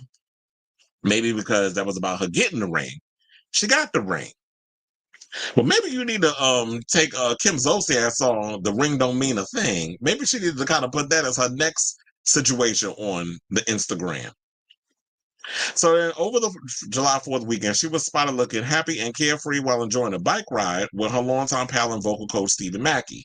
See, this is what people was thinking like, oh, because she was driving around the car, it was her, it was a man that was in the passenger seat, and then it was Emmy also in the car. And she went and showed like in the car, J-Lo took the camera phone out and was like recording whatever. And people was like, is that her new man? No, that is her vocal coach. She go everywhere with that man. Her and Benny. And Stevie ain't out here hunching no women's. So I know a lot of people was up in here talking about, oh, she got to do. No, this is her just hanging out, living her best life, as she said she was going to do. Say that 10 times fast. There was a lot of S's up in there. So that's what she said she was going to do, and that's what she did. She hanging out with her gays, Stevie and Benny, among others, and with Emmy. And last month she was in Italy living her best life and taking all the little selfies of her being half naked because that she worked hard for that body. And shout out to her. You 54 looking like you 24 with that body, put a lot of these young girls to shame. But when you have enough people, when you got enough money and enough resources to keep yourself snatched, of course J-Lo gonna look, like a snack and running out here telling Ben what he missing. But look, you ain't got to deal with the cigarette breath, that coffee breath, the junk food breath. You ain't got to deal with all that. I'm sure he brushes teeth or whatever. But Ben Affleck give me like he got bad gas with all the shit, all the habits he got going on, with the cigarettes, the alcohol, allegedly. But, he supposed to be clean. I'm sure he gets a swig about, he takes probably like a shot of whiskey every now and again. So Affleck, has been, he moved his stuff out of the Beverly Hills home that he shared with her, the $60 million one up for sale. He's been spending a lot of time with his 3 kids, Violet, Serafina, and Samuel, as he should. So he's been out in LA. I don't know if he's done filming The Accountant too. I did see that the first Accountant. I think it's on Netflix. I need to rewatch it. It's been a minute since I've seen it, meaning years. So, she's been doing her own thing with her family, which is great. And I feel like, what? Say what you want about Hennifer, but I will say this. Even though we say she about as deep as a pond and she has the nastiest attitude or whatever, maybe this is a reflection of like, you know what? You need to take that piece of This Is Me Now, whatever, that thing you had on Prime Video, and take the time to really self-reflect and spend time with your family, as you said, spend time with your friend, your kids, your friends, really getting inspired. And even though I know people throw tomatoes at her with the music, like really take a moment to put out some real meaningful shit in regards to the music. I don't know if she could make a comeback. I don't know if people care enough. But if y'all do, let me know down in the comments. Also, how do you guys feel about this story? Me personally, I feel like, you know what? Just get the goddamn divorce already. I'm tired of y'all. This whole thing every day. It seems, every time I come on and do a live, we've got the latest Hannaford news. And it's just like y'all talk about, he moved out, or it's this, and they wearing the ring today, they're not wearing the ring the next day. It just seems like it's the same. It's become cyclical when it comes to the stories regarding these two. It's either shit or get off the pot, because I'm tired of talking about will they or won't they get a damn divorce. So unless something crazy is going on with these two, I ain't getting on here to talk about them again. So let me know what you guys think of this story down below. All right, now speaking of messy relationships, Chair, let's get into Britney and how she finally left that damn convicted felon married man alone, because she another one that can't close her legs to married men. And speaking of letting, people that need to let their coochie breathe. Yeah, let's get into this Britney Spears story. So Britney's slam boyfriend, over the weekend. Well, this story actually came out yesterday. So it was like Paul Richard Soliz, the guy that was working for her, whatever the case was, every now and again she got, get that, she won't put that pussy to work. As in she get horny and she needs some peen. So she announced on her social media that she's single after questioning Paul for his questionable behavior with the paparazzi. So that was the story that came out yesterday. But the Daily Mail went and spilled this tea about the real reason why Britney called it quits with her married felon boyfriend. So according to them, they said that it was over fears her romance with her former housekeeper and deadbeat dad of 9 could jeopardize her relationship with her sons. So they're saying this is the reason why she called it quits with him. Because, we have talked about on the show how Britney has been reconnecting with her sons and trying to reform a relationship. Some people say that the sons is only being open to it because that well known as the child support is about to run dry. So they trying to, get reacquainted with their mother, because now once that money starts to dry up because of, they're aged out of the situation, now these two gonna have to figure out how they're gonna be supported. Oh, y'all gonna have to actually get up off your ass and get a job. Which is hard when you're a nepo baby trying to get a regular job in this economy. When the parents, when who the kid, their mother is, y'all be getting mad over the whole nepo baby situation. But if Sean Preston and Jaden James got a job at Shake Shack, y'all would clown their ass, or Chick-fil-A. Y'all would be up here. Why you not working? I mean, why y'all out here working a regular job? Your mother don't have money. That would be what people would say. We've seen it happen, but then y'all be the same ones that will clown these kids for being nepo babies. I'm sorry, but if Blue Ivy got a damn job at Sephora, y'all would clown her. That's just the way it is. Oh, what, Beyonce cut you off? That's what y'all will say. Now, they said, now insiders claim she ended their short-lived reunion after healing her broken relationship with Sean, who's 18, and Jaden, who's 17, who are her number one priority, as your children should always be. And because she fears Soliz could have led her down a dark path. Oh, you mean the fact that he got 9 children and ain't supporting not one of them, according to the wife, who basically has some words for Britney. And we don't get into those in a minute. So, according to the story, they said, they told the Daily Mail they did not get along, and in fact, he did not treat her how she deserves to be treated. Hence why we're going to also bring up, remember what happened at the hotel, how she was standing out there with nothing on her feet. She had them Gerber baby panties on and was topless and had the pillow covering herself. Her hair was disheveled. She fucked up her ankle. And then the police was called. And she got mad because, the police ended up showing up at her hotel. I didn't call the cops. You don't have to, sis. When people hear disturbances or all kinds of stuff going on in the hotel, the neighbors the one be calling. They don't know what's going on. So it's not about what you want. Now, you can refuse to get help, medical attention, whatever the help, whatever the case may be. But you don't have control over police showing up at a situation. You only have control over the aftermath, which means you can refuse care or whatever the case is. So they also wanted to say he was nothing but a rebounder. She recognizes this, but she has contact with her children again, and this is what is most important to her. This has made her feel whole again, and she realizes that in their absence, she was seeking something or someone to fill the void, but no one can. They finished by saying she also saw how Paul was a deadbeat dad, and this was a major turnoff for her. But before anything, she knew that staying with him would only lead her down a dark path. His history speaks for itself. Well, so does hers, because Britney has a habit of getting with toxic ass men. I mean, the father of her children, Kevin Federline, was no good, but she wanted to prove that she could do good with him, and we all saw how that went. They were toxic for each other. And remember, at one point they were trying to be the white Whitney and Bobby. This is her prerogative that she wanted to be with him. She could do what she wanted. It's her life. So on Sunday night, the Grammy-winning singer shared a photo from Instagram, The Random Vibes, which shared a photo from Instagram account, The Random Vibes, which read, "Her attitude is savage, but her heart is gold." She captioned the shot, "Single as fuck. I will never be with another man as long as I live." Child, we know that's a damn lie. And Maury even said it, even though his ass ain't on TV no more. She later deleted the statement, simply leaving the credit to The Random Vibes. She always posting and deleting. Thank God for screenshots.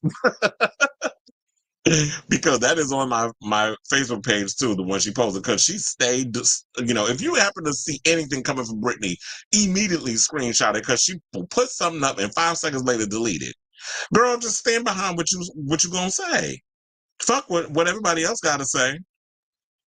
So, Soliz was first linked to Spears as a cleaner and handyman on her staff, but reportedly later became her lover. In the wake of her split from ex-husband Sam Asghari, the pair divorced in May. And, because, we already talked about the Chateau Marmont stuff, about how, she was wearing that Gerber baby panties. It looked like a big-ass diaper while clutching the pillow, covering her boobs. And people was out here, we were all speculating about her mental health, that she ain't been taking her meds, that Miss Mama's done fell over the deep end. It was that. So now she got over, she dumped him. And I feel like this was a smart move on her part, because work on your relationship with your sons. And I really feel like that the source hit the nail on the head when they said that she was trying to fill a void. that was left because she did not have her children in her life. And I truly believe this is why she's been in the situation she's been in. And she's been putting a lot of these toxic men in her life. She probably thought that, you know what, her marriage with Sam, I could, oh, you know, this will help. It'll be, you know, we'll be happy in this whole situation. Yeah, I don't have my kids in my life, but at least I have this relationship to focus on. But then when that went where it went, then she all of a sudden, you know, she got in a relationship with this handyman who was trouble. Now, the mother of Paul's children, named Nicole Mansilla, I think that's how you say her last name. You know, she accused Britney of stealing her husband and using her power to have affairs with her employees, meaning she was saying that Britney was out here hunching her security team. Mansilla is also mocking her ex, Sam, who allegedly got cheated on by the professional lip syncer. Now, first of all, I don't know why y'all going to drag Sam into the thing. Sam was the one that I think put something out there also that there was accusations that Britney was cheating on him. So I think this is where this stems from. So she goes by Nicki Mankiller 27, and this is what she put because I got the screenshot. Shout out to TMZ for this because I think it was on the discussing Britney IG thing. So she put, "I'm demanding a public apology too for taking my husband, and you already had one." She also put, "And when Sam said he should have had a background check on his security, I was at home laughing, thinking your security that you didn't do a background check is effing your wife." So a person put to Nicki Mankiller 27, "So she cheated on Sam with security as well?" Nicki went and responded, "Yes, my husband and her got caught effing at a hotel and on her security cameras." And then put, "I apologize. I had a few white claws, not meaning to sound combative. I didn't realize that he was hired as security." Oh, that was what another person put. So she put, "She has sex with her security, so she knows how to manage them." I think you mean how to control them. But child, and you want to know something? I believe every word. Because Britney is notorious. Like, remember when she got her first whiff of dick? That's what she been wanting. There ain't nothing wrong with that. If you got an addiction to peeing, if y'all want to go out here and get your cheeks clapped, I'm here for it. You know, I am a sex positive person. I'm here for it. However, when you got an addiction that your 30-year-old husband can't keep up with because my sex drive, my shopping sprees, outrageous. When you got that whole situation going on, what else are you going to do? I guess don't get married to somebody who's, I guess, they sex drive and keeping up with you. But I was always thinking like, well, damn, when I was in my late 20s, well, first of all, even in my good old age now, I still got a high sex drive. I got the sex drive of a teenager. But who knows why Sam couldn't keep up with, you know, Britney's sexual appetite. I will say this, that Sam is currently on the third season of The Traitors. I don't know if they started filming it. I don't know if they finished filming it. But Sam is on the third season of The Traitors, and for what I heard is he is in his NDA, he is not allowed to talk about Britney.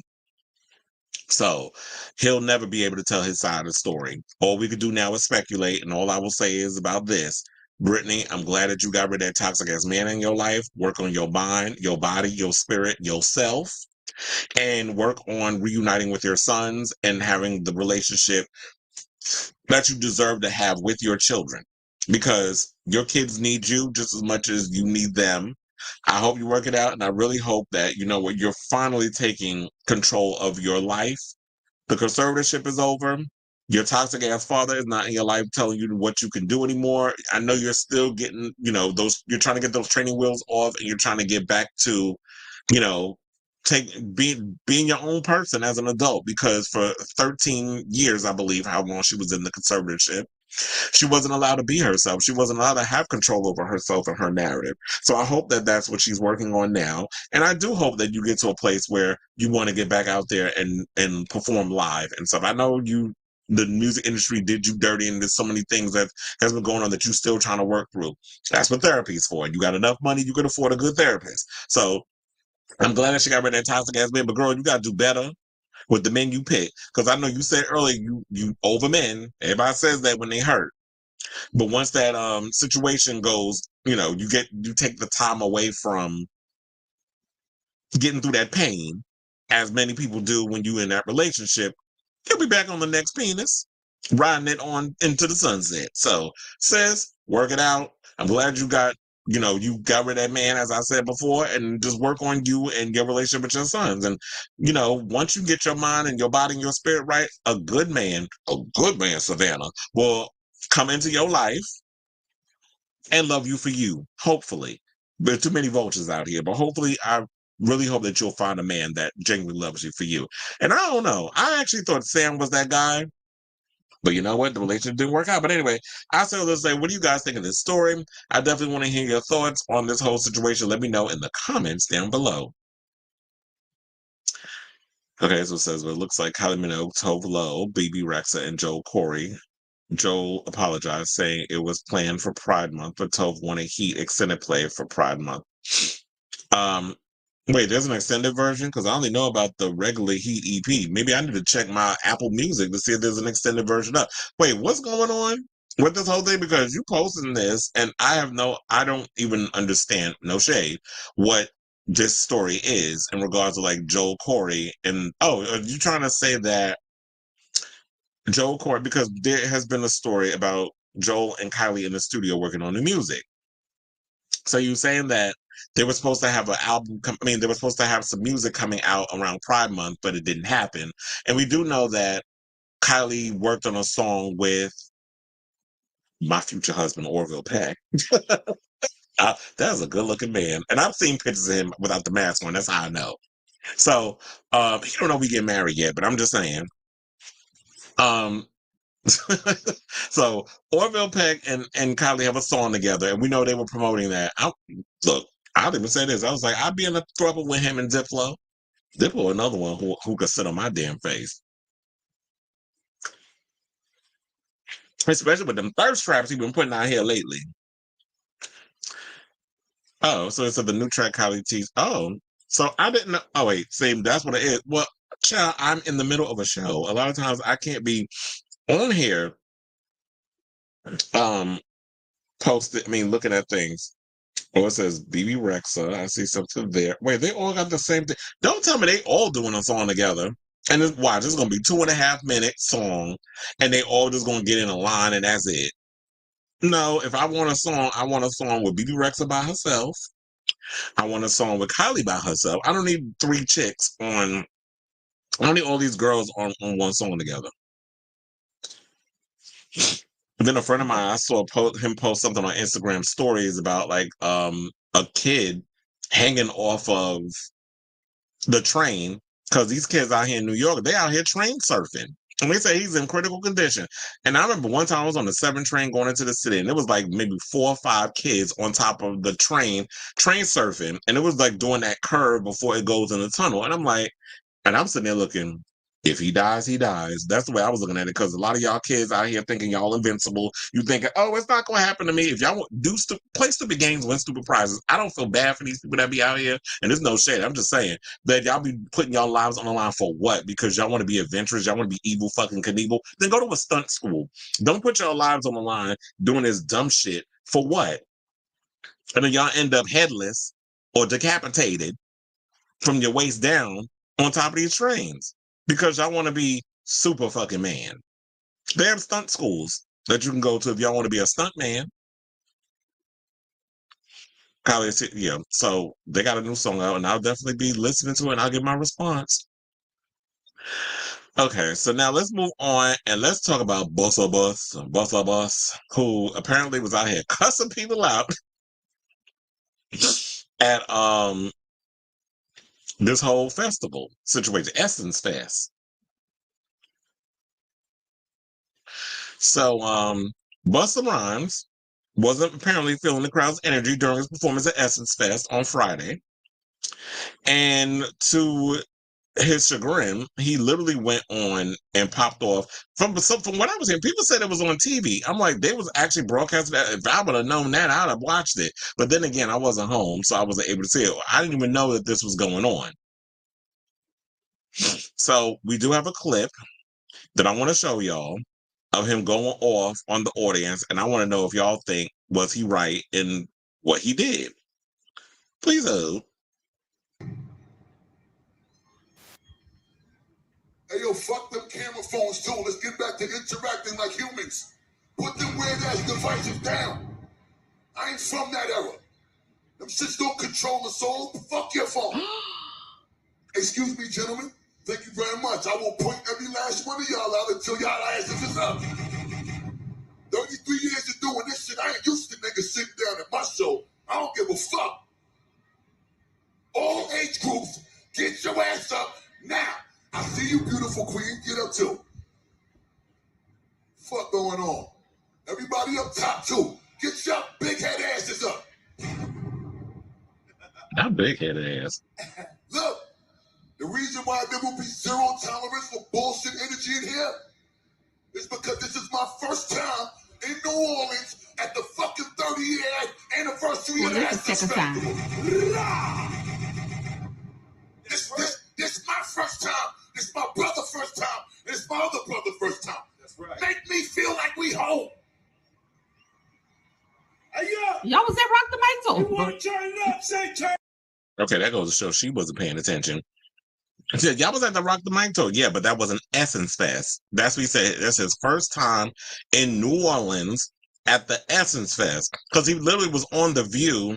I don't think last week, because last week they were doing, I think they were on vacation because of July 4th. I think they came back yesterday officially with the new episodes. But Busta was on The View 2 weeks ago with one of the, I think the main organizer. I don't know if it's the president or whatever. I don't remember the title of the lady. But he was there with the lady, and they were talking about, Essence Fest and how they brought him on and that whole sort of thing. So that's his first time in New Orleans at Essence Fest. I know the lady and that was piping up in the background that recorded this and posted on social media was like, but you was in yeah, I'm sure he's been in New Orleans before. 30-something years in the game. Of course he's gone through there. That, Nolans. But in regards of this situation, this is his first time performing at Essence Fest. And this reminds me also, like we talked about last month, when Method Man performed with Redman at Summer Jam. At at the arena, when they had the little arena event or whatever. At the UBS arena, that's what it is. I actually don't live too far from the UBS arena.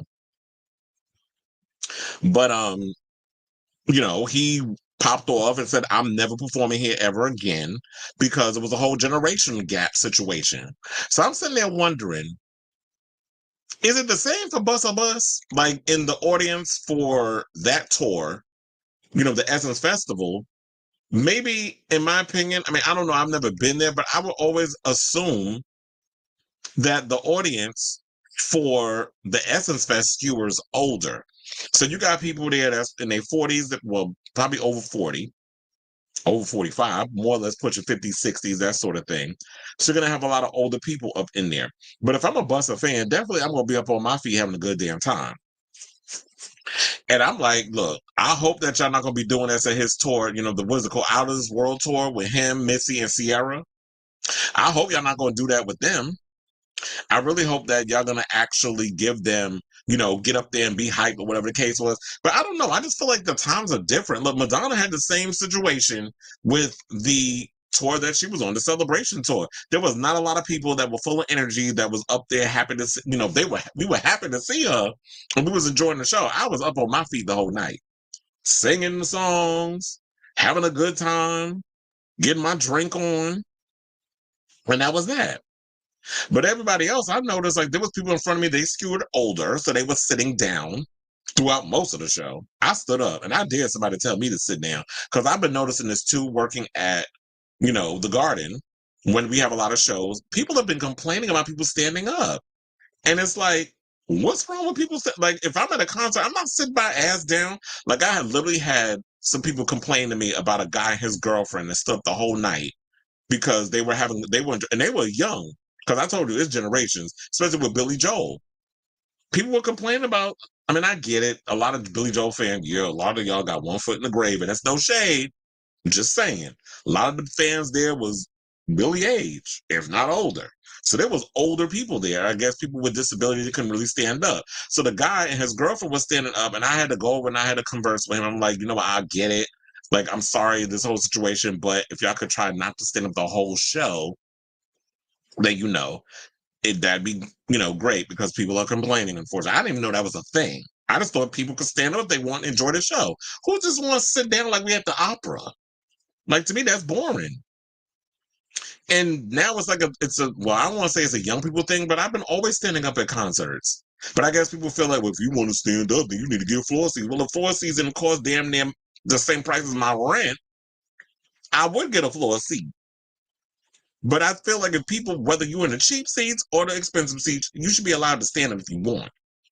Same thing with another concert. I'm trying to remember another concert. I think it was like the Melly Martinez or one of them concerts. There was some young girls that were standing up. An older guy who was like over 6 feet came up to me and complained about the girls standing up. I paid all this money for a ticket, and these girls are standing up and blocking my view. So I had to go over and talk to them. They understood. I was like, if y'all want, just move over a little bit. And they were little skinny things.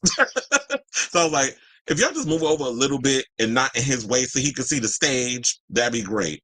But I don't want to ruin y'all experience where y'all got to sit down. Now, of course, when I'm talking to them, they're self-conscious because now this guy that was behind them is bitching about them standing up. Just a bunch of young girls having a good time, like watching the show, standing up. There should be nothing wrong with that. Let them enjoy their thing. It's just, but getting back to Busta Rhymes, you've aged out of the demographic of the kids of your audience being up there, jumping up and down, having the energy to be giving what you give. Because Busta be on some whole nother level with the way he performs.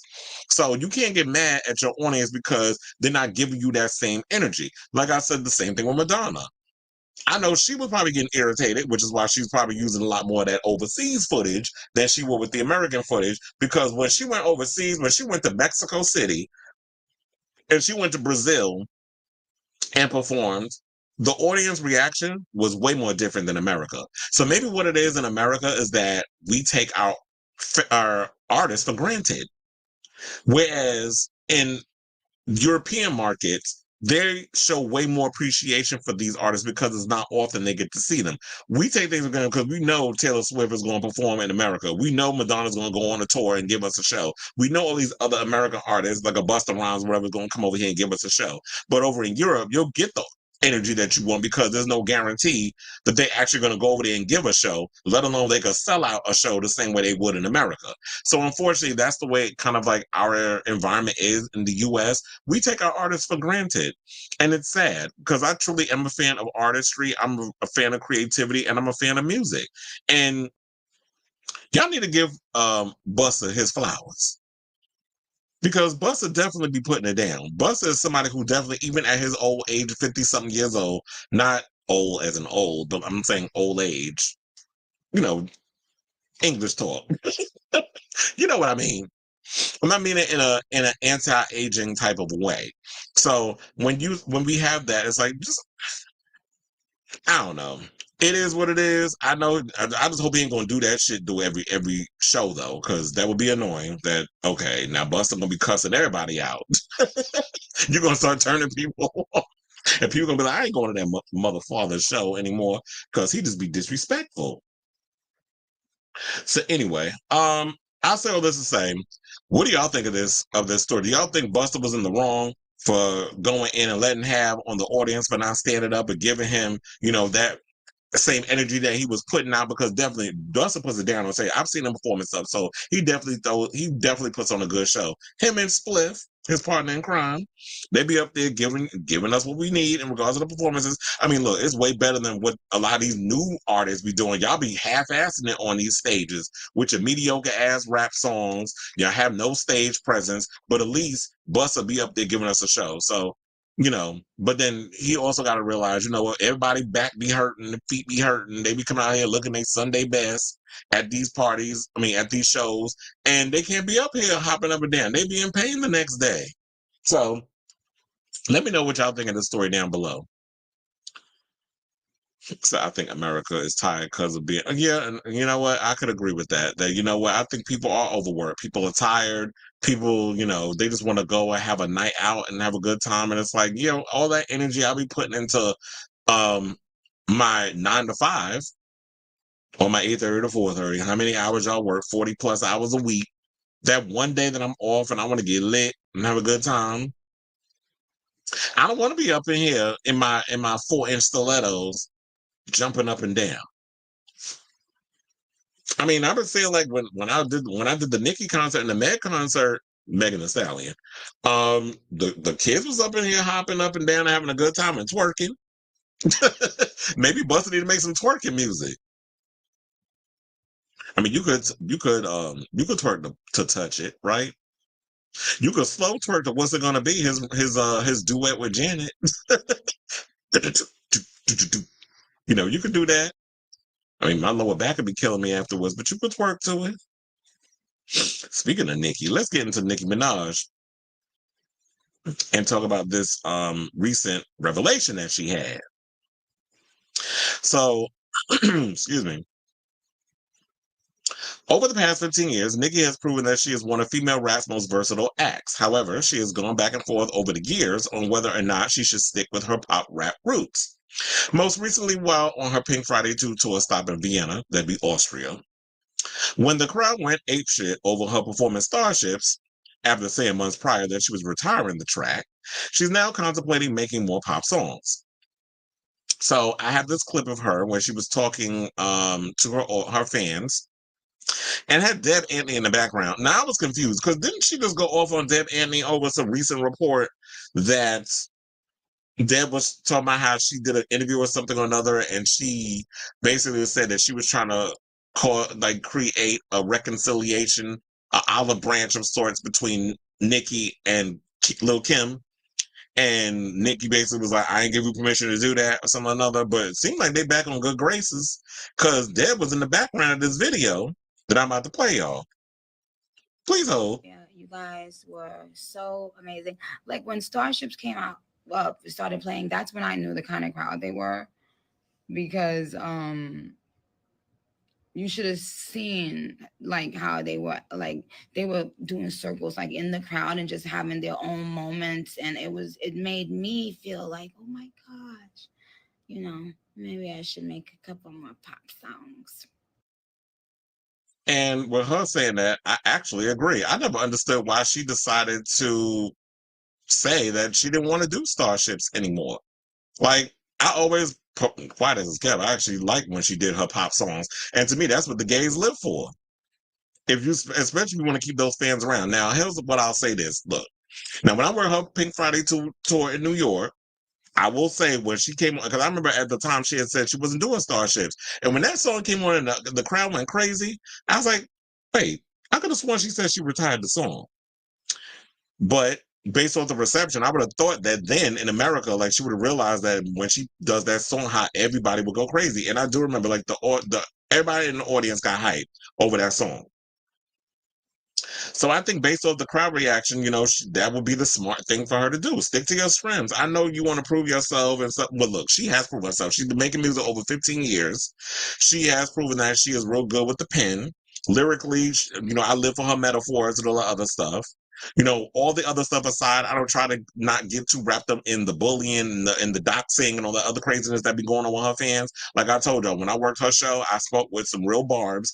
There's the Matrix and there's the real world, and I choose to be in the real world. And when I'm in the real world, when I'm speaking to real barbs that have the constructive criticism, the part being that Monica should not have been a part of the concert, and she was the weakest link. No shade, just saying.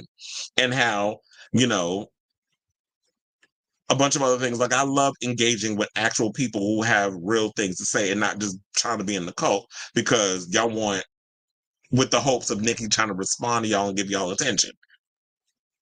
So, like I said, I do feel like she should stick to her pop roots. And that's one of the things that I will say about Nicki that she's been able to do is that what her other contemporaries have been trying to do, she has occupied a space that she can perform not just in America, but internationally, and have those big fans that love and support her music because she stepped into the whole pop space. But I feel like the problem that I have, not just with her, but with American artists in general, a lot of times artists look at being a pop star as a negative, or they look at making pop music as a negative.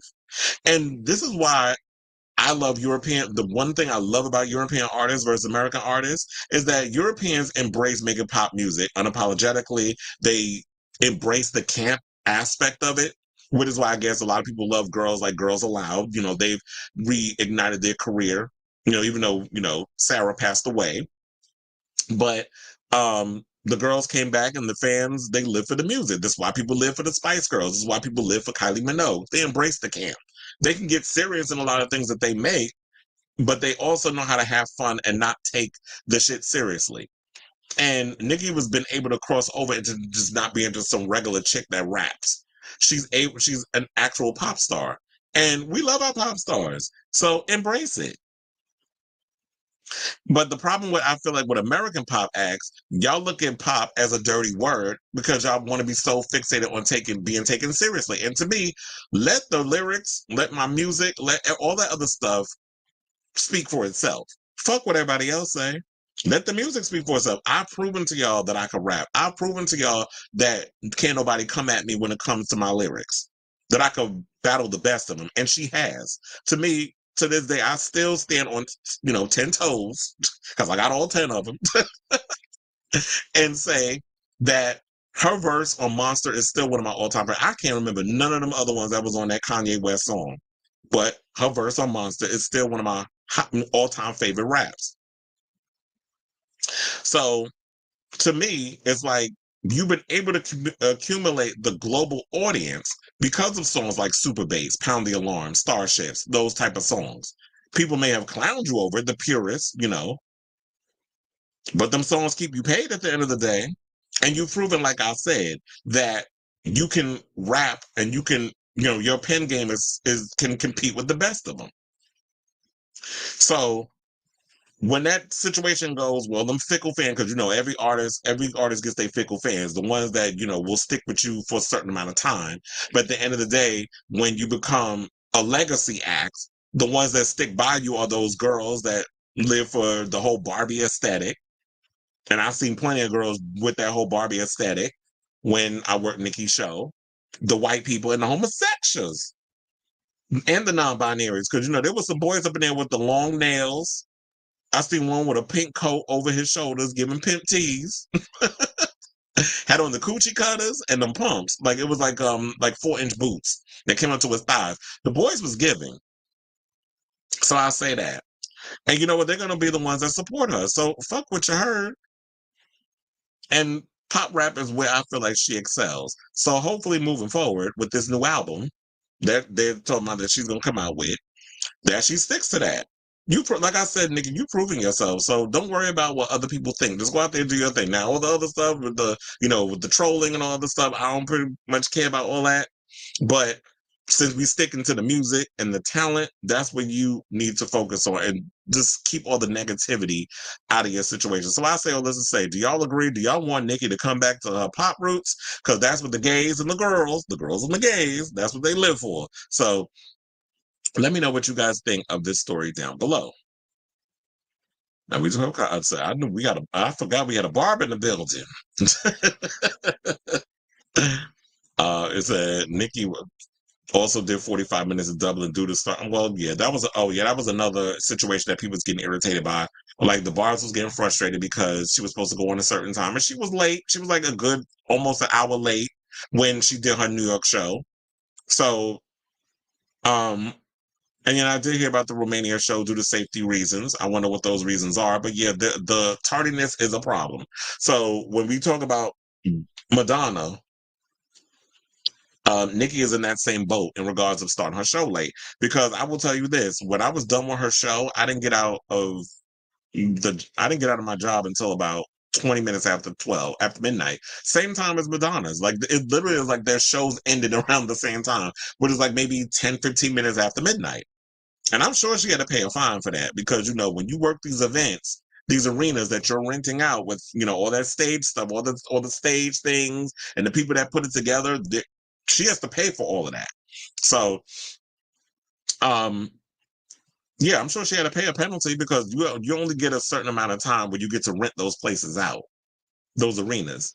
So that Nicki is an Aquarius rising. She is naturally a weirdo. Well, yeah, she is, and that was the thing that we liked about her too. I like when she would do the characters and change up her voice and embrace the weirdness. She's inspired. Like I feel like that style of flow has also influenced a lot of other people, and not just some of the girls that's out here making music, but some of the drag queens and queer artists. They kind of bring that kind of style to their music too. So I said embrace the oddity because I'm thinking Evie Oddly.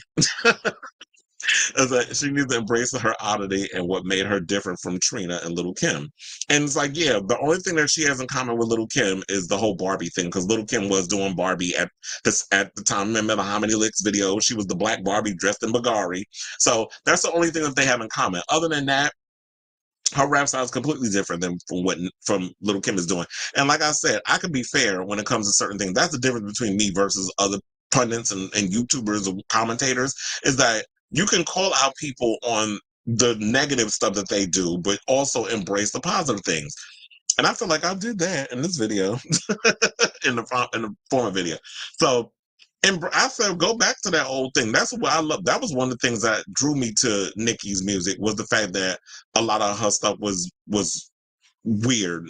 Her personality, especially when she would play Roman. Like I love, like a Dungeon Dragon. Like I loved all of that stuff that she was doing.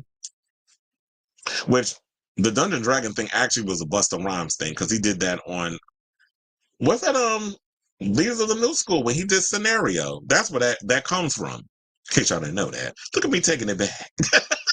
Also, we were just talking about Busta, so it's funny how that whole thing comes full circle, right? So I do feel like that she needs to go back to the thing that separated her from the other girls. She got mainstream success from combining pop music and rap music. She should combine her classic sound with the new pop sound. Absolutely. So I feel like if she wants to be on people's radar, that is what I mean. If she wants to continue doing what she's doing, she needs to do that. So I feel like she's kind of been shying away from it because of the insecurity thing, which all artists are insecure. We all are, myself included. We have our insecurities when it comes to certain things. And it's like, yeah, stick to the thing that made you a star, but don't shy away from the pop thing. And she needs to embrace that, because pop is what got her where she is. And we like the whole pop rap thing. So yeah, if the fans go with what the fans are responding to. And they like when you do starships, even though you don't like it. And it happens a lot with a lot of artists too. They will despise, they'll be like, oh, I hated that song. I was like totally against it. I didn't think it was going to be a hit. You put the song out, the fans live for it, you despise it. It happens. Madonna went through the same thing. She don't like Material Girl, but that song is one of her biggest hits. She's always been like, I will never perform that song live. And she's actually kept that promise. Although we did see with the last tour, she did start embracing a lot of her older hits, which is what the fans want. You can still give us the new stuff, but balance it out. Give us the bops, the past hits, and give us the new stuff. Mix it in. Don't try to do what Hennifer did, which is she was trying to give us all This Is Me Now. And they was like, And then you see what happened with that tour. Canceled. I remember people saying songs from Room Reloaded were proto hyperpop. It could have been. It was hyperpop before it even had a name. I could definitely see her rapping over some hyperpop beats. That would be something that would be actually cute that I would want to hear. You know, the gays will eat it up. Can you imagine her working with Charlie XCX? Get her in the studio with A.G. Cook and see how that works out. Okay, anyway, let me hurry up and get through these comments so that we can move on to the rest of the show. Okay, so it's and already a well-respected rapper. She doesn't need to prove to people she can rap, and is a rapper like Doja did. She could do pop music and no one would bat an eye. Absolutely. And to me, it's like, I feel like Doja is the closest to, what Nicki is doing. Although Doja is her own person, they're similar in a lot of what they do. So Doja's a little more, some people say she's a little more demonic with her stuff. Megan tries to do the pop rap stuff, and it comes off as always. Yeah. Megan needs to just stick with what she's doing. I mean, she could try to, I was hoping that she would try to rap over a pop sound or whatever, but maybe she should just stick to the twerking music. I seen some people was clowning her over the fact that her album came in number 3 on the Billboard Hot 200.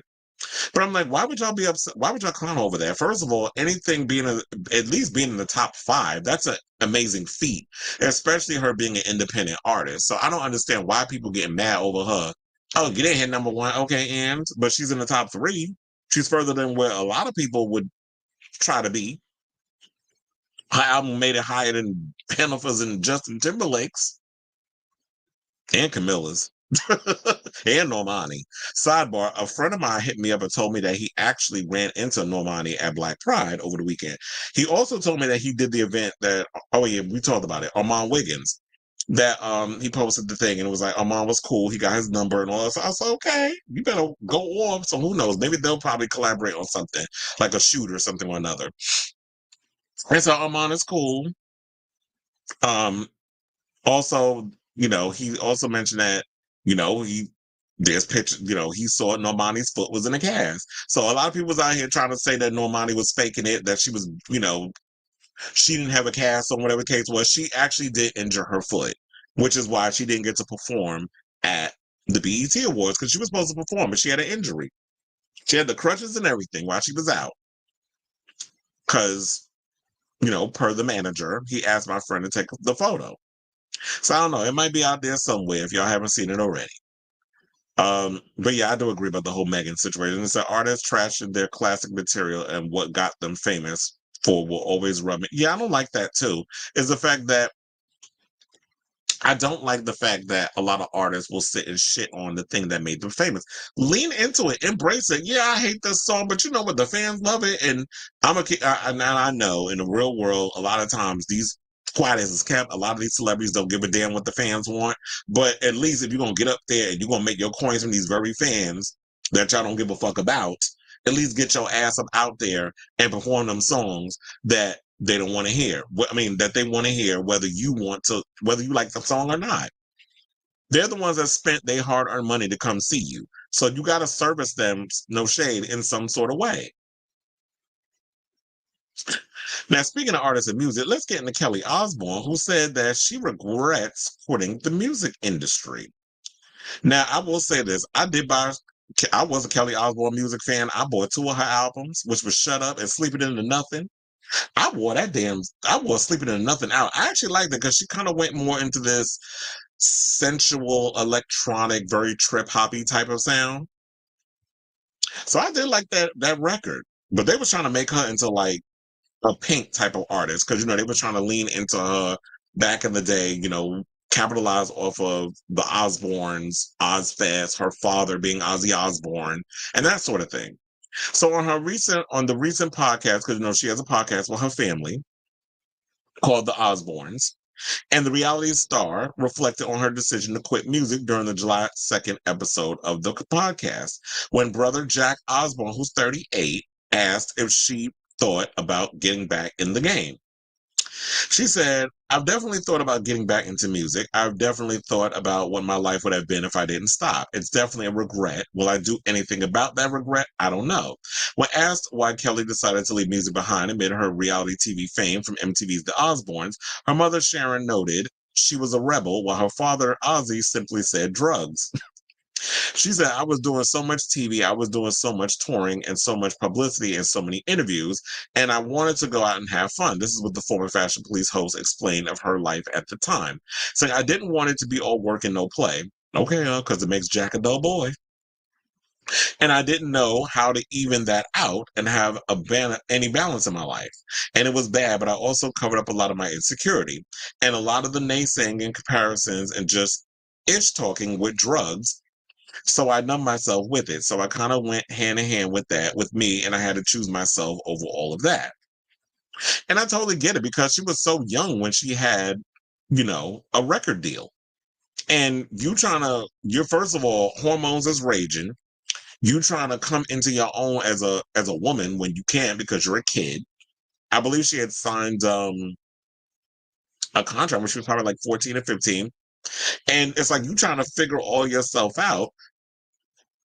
You can't because you have these older people trying to tell you what you should do, what you should sound like, who you should be. And when you have an identity crisis, like, yeah, you're going to numb the pain with drugs. And plus, she was so busy because of the success of the Osbournes. The Osbourne was huge. It was so huge to the point I even took my ass to Ozfest. Me and this girl who had a crush on me, we both went to Ozfest out in Jersey. And we had a good time. It was like I got to see all the rock bands. There was a lot of sod going around.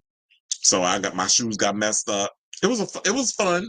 And then Ozzy came on at the end, close out the thing. Got to see a lot of amazing bands, Andrew WK, System of a Down, so many great bands. I had a great time. And seeing all of that. So it was huge back then. A lot of us embraced the Osbournes because of reality TV. It definitely put them on the map. So Kelly first showed signs of a musical future in 2002 with a pop metal cover of Madonna's 1986 hit Papa Don't Preach, per her mother's suggestion. The one-word singer got off to a fiery start with her 2002 rock-driven debut album Shut Up, but according to Paper Magazine, she was dropped by her label Epic Records 2 months after touring the LP. Kelly bounced back in 2005 with the release of her sophomore album Sleeping in the Nothing, but hasn't dropped any music since. At the time, she told Paper Magazine she felt forced into a punk pop box by her former label, which could also be attributed to her musical lineage as the daughter of a rock icon. She said, "People think I'm a joke and that I'm famous because of who my father is," she said, of former Black Sabbath frontman Ozzy. They wanted that F you, I'm a girl, here's my pop punk rap attitude. Oh wait, she said punk rock pop attitude. Like, Jesus, say that 10 times fast. They told me what to wear and demanded that I lose weight. And when I didn't want to do it, they said, "You're 16. You have a record deal. Why are you complaining?" So I didn't say anything.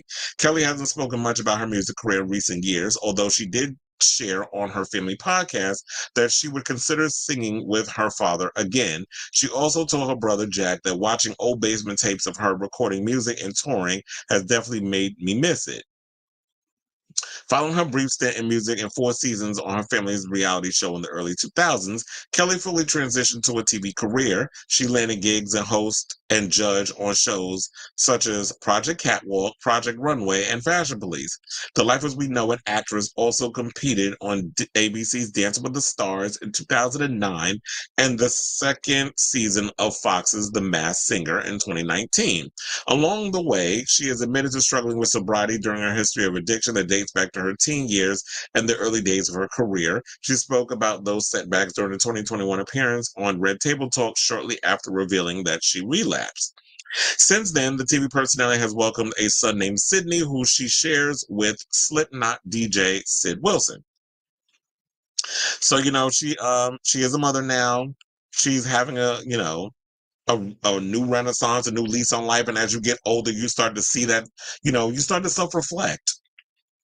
Yeah, even in your late 30s, you start self-reflecting. I started self-reflecting when I was in my late 30s. So I get it. And I like the fact that she's, turned over a new leaf, that she's working on herself. Now, I do kind of wonder, like, would people even care to hear new music from Kelly Osbourne? To me, I feel like what Kelly Osbourne is doing now, you get a lot from people like Olivia Rodrigo. Like that whole pop punk FU rebel girl attitude. And a lot of the kids live for it. So I don't know if Kelly Osbourne would work in today's kind of climate. Especially like I said, we're in a new age of like the Chapel Roans, the Olivia Rodrigos, and the Charlie XCXs. So I don't know if this current generation embracing new Kelly Osbourne music. But she definitely came from a time where I was living for her. I was buying her music. I was listening to One Word, and I liked her remake of Papa Don't Preach, and kind of the whole vibe that she was given with that music. But like I said, I just don't see her working in today's climate. But I do ask all of y'all, what do y'all think of this story? Do you think that Kelly Osbourne's music would work in a generation like today, or y'all getting y'all Kelly Osbourne feels from people, like I said, like the Chapel Roans and the Olivia Rodrigos and the Charlies and all these other type of girls that's going on? I mean, maybe Kelly can get out there. If they decide to revive Ozfest, she can get out there and perform her old music, and she can reintroduce herself to a new audience and a lot of Well, we know that one thing I will say this about rock groups or rock fans, especially when it comes to white folks, they do keep that generational thing going where they trickle down the music that the parents listen to, they do trickle it down to their children. Like I said, when I went and I worked Billy Joel's concert, when I worked rock and metal concerts, you do see parents there with their kids who listen to that same music. So they do pass the stuff down, unlike hip hop. A lot of the younger artists, depending, I guess, on what they playing around the house, the kids will, listen to that. But for the most part, in rock music, they do trickle it down. So maybe she needs to probably get out there and do a couple of shows and reintroduce people to her music if she wants to get her feet wet back in the music business. You don't need a record label anymore. She's got enough money where she could pretty much release it independently and see what people are feeling about it. But regardless of what y'all think, let me know in the comments down below. Also, before we finish with the rest of the show, please hit that like button if you haven't already. That subscribe button and notification bell. Please smash that so that way we go live with a brand new episode of Chris Avalon Unfiltered, because we're halfway through the show. As I was saying that, so we probably got about 7 more topics to go, and then we're done with today's show. But anyway, let me get to some of these comments.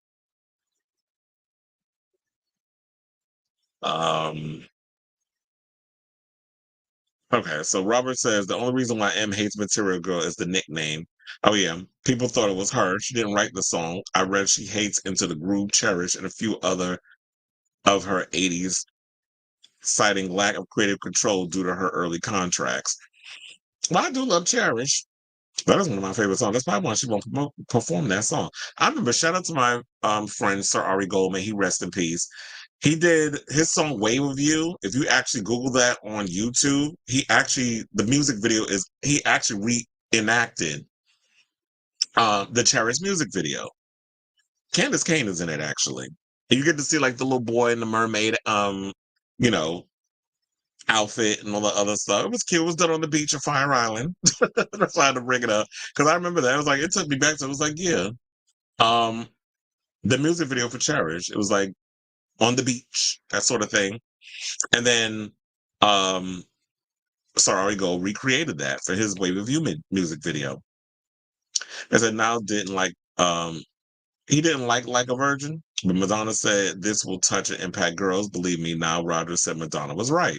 Well, one of the things about Madonna, her instincts was always spot on when it comes to her music. Some of her decisions may be questionable in a lot of stuff that she does, but I do agree. I said I liked her song One Word. That was a cute song, but yeah, I do agree that this is such a shady she looks more like her mother, and that is a good thing. Just move forward. Well, yeah, just live nostalgic, because like I said, with the chaperones and everybody else is going around, they doing Kelly Osbourne better than Kelly Osbourne. And I understood they wanted to capitalize onto that, and they wanted to make her a pop rock type of girl like Pink, but Pink was doing a good enough job with that we didn't need Kelly Osbourne at the time, and her music really wasn't serving. Probably because people felt like she really couldn't sing. I mean, I didn't see her on The Masked Singer, so I don't know what else up with that. We do not care for new music. Can she even play an instrument? Well, quiet as it's kept, a lot of these artists can't play an instrument, but that hasn't stopped them from making music.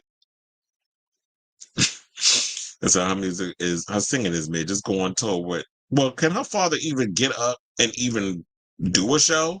All that shaking and the sickness and all the illnesses that he's been dealing with. I don't even think y'all could get Ozzy Osbourne is literally the Joe Biden of rock music. He's at a point where you just need to sit down and just live nostalgic, because I don't even think he can get up there long enough to do a show, let alone a full tour. Yep. Not the lyrics, child. From One Word. It's not the way that I want it. Yeah, that was my song, bitch. Because rock music does have a long shelf life. Hip hop is a little different. Rock music from the 80s still hits hard. It sure does. Because I've been listening to some old songs. I've been listening to, excuse me, Journey, Guns N' Roses. Can I tell you, last night I was watching Back to the Future, and I was up in here singing The Power of Love. Don't have money. Don't need a credit card. And all that good stuff. That was my song. Every time that song came on, The Power of Love, child, I would lose my shit. I do love that movie. Back to the Future is one of my all-time favorite movies from the 80s. Shout out to Michael J. Fox. And it said, Into the Groove and Cherish are great songs. Early Madonna is fantastic. Whoever was controlling her did a great... Who was controlling Madonna? You know, she was fighting for that individuality. Pink is the white Caucasian version of not Candy Burris. I mean, Candy did have a hand in writing a lot of the songs that she did with Can't Take Me Home. That was all Shakespeare production. And at the time, Candy was working a lot with Shakespeare as in regards of a songwriter. So I definitely think, like, you know, when you talk about Candy and being her being the white version of Candy, except according to some, you know, Candy actually can sing. I mean, not Candy. Pink can actually sing, whereas Candy can't. People always been trying to throw shade at the way Candy sang. Every man wants a woman. Y'all always be throwing shade up for that. So, but you know, Pink is another one that can't stand that whole R&B era that they try to put her in. That's why she had to go pop rock. It's just ever since then, that's just like the only sound she's been doing, and it's kind of just been repetitive, and she ain't really been giving anything different. But it is what it is with that. All right, now let's move on. Let's talk about Michael Jackson, who Colman Domingo was recently on the red carpet. You know what? I think I'm gonna bring that story up tomorrow because I was gonna do a story on the whole Usher thing and how people was complaining over the fact that there was a lot of female singers that were doing the tribute versus no men singers, and Tyrese was in the damn audience. So I think I'm gonna bring that story up tomorrow and talk about it. Because if we're gonna bring up this old story from last week about Colman Domingo, and look, a lot of people was on vacation. We did do a couple of shows last week, but it still could resonate. So you know, the whole thing of why the men wasn't performing up there, we could bring that up as a part of the show tomorrow when I debate it. But Colman Domingo was on the red carpet for the BET Awards, and he was asked about the upcoming biopic that he's doing on Michael Jackson. Now, I didn't even know they had already had a set date. Or maybe I did and I forgot. But April 18th, I should say, 2025 is the release date for the new movie about Michael Jackson. And you know, his nephew, Jafar Jackson, is playing Michael. He's playing the King of Pop. So the film will focus on, you know, multiple SA allegations following his death at age 50 in 2009. So he's been dead for like, what, almost 15 years? Yeah, 15 years. He's been going, damn, time flies. So Colman Domingo, like I said, stopped on the red carpet. And, child, can I tell you how fine Colman is? Like, that is a fine piece of chocolate. But anyway, we have the clip of him on the red carpet talking about, you know, the Michael Jackson biopic and what we can expect. Please hold. You just also wrapped the Michael Jackson biopic. How was that experience like for you? Oh, that was phenomenal. And when people see Jafar Jackson as Michael, they're going to think they're looking at AI. He's incredible. He really honors his late uncle in every single way. I think the movie is beautiful, entertaining, complicated, and I think it really does give, you know, just sheds a humanistic light on Michael Jackson. It takes him out of the iconography of Michael and just shows what made this human being. So I'm definitely curious about it. I know there's been people with their trepidations. There have been people that went on social media and was, you know, people within the industry. Like, who was it? The guy that directed the documentary that I think was on HBO that we had with James Safechuck and Wade Robson. And he was saying that from what he had heard, that they were going to try to basically clean up and make Michael Jackson, he was, you know, this innocent man, all this other stuff. They weren't really going to go into the allegations. They were going to be biased in a lot of their commentary regarding Michael and the essay allegations of young boys. Now, here's the thing. People are innocent until proven guilty, correct?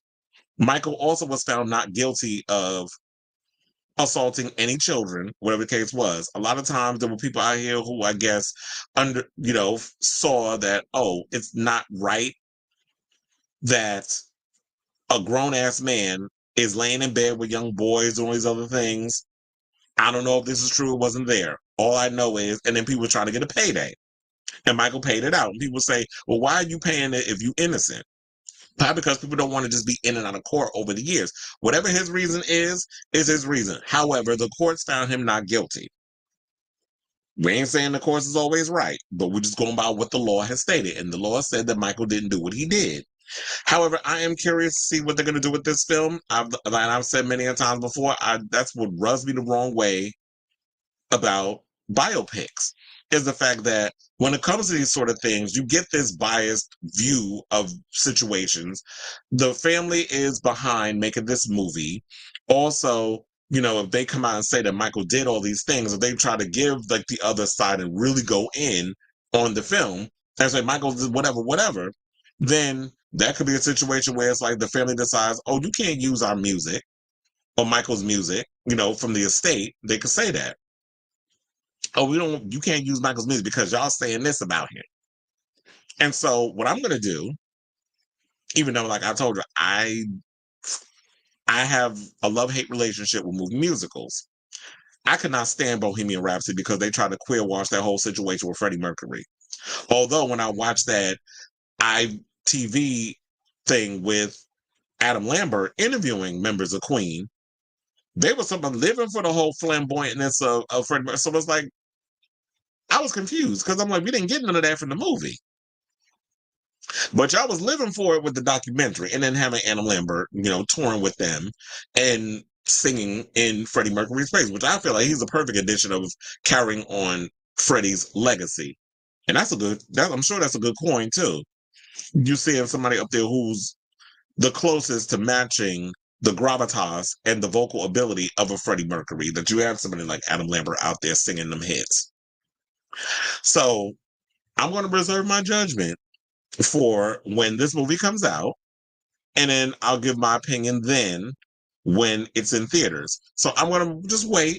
I know everybody's been out here saying, the people over there that's windmilling for James and Wade are going to have their opinions. And Colman is going to defend the movie because he's playing Joe Jackson and he's made the film and he's giving us a little taste of what we could expect. So me as a commentator and a viewer, I'm not going to go and judge something off of a little clip, a photo still like a lot of people do. I'm going to just wait until the film comes out and I'll go and see it in a theater and I'll formulate my opinion then. So I say all this to say, what do y'all guys think of this story? Are you guys excited for what is about to come with this? Oh, wait, hold on. I don't even know if y'all seen this picture of Jafar as Michael. I'm like, child, he looked just like, well, quite as it's kept, all them Jacksons kind of look alike. They got them good genes. Even down to I don't know if they all been visiting the same surgeon, but sometimes I'll be giving like plastic surgeon teas too. But I'm like, he looks good there. The makeup looks a little pancakey, but overall, I'm actually glad that they picked a Jackson to play the part. But I'm hoping he's doing a good job carrying his film, and I hope he's a good actor, and he can sit and lip sync to his uncle's music. So I say all this to say, are you guys excited for this upcoming Michael Jackson biopic? I was a big Michael Jackson fan when I was a kid growing up. I think all of us kids, especially if you were a child of color, we all wanted to be Michael Jackson. Even down to the hee-hees, the shamons, and the moonwalking. As a child, I sort of tried so many times to do that moonwalk. My castle's burning. But anyway, let me know what you guys think of this story down below. Okay, so Double A says Pink can sing, Candy can. Ooh, every man wants a woman. They said Candy can't sing. Candy, look, Candy's a good background singer. She gave what she needed when she was in Escape.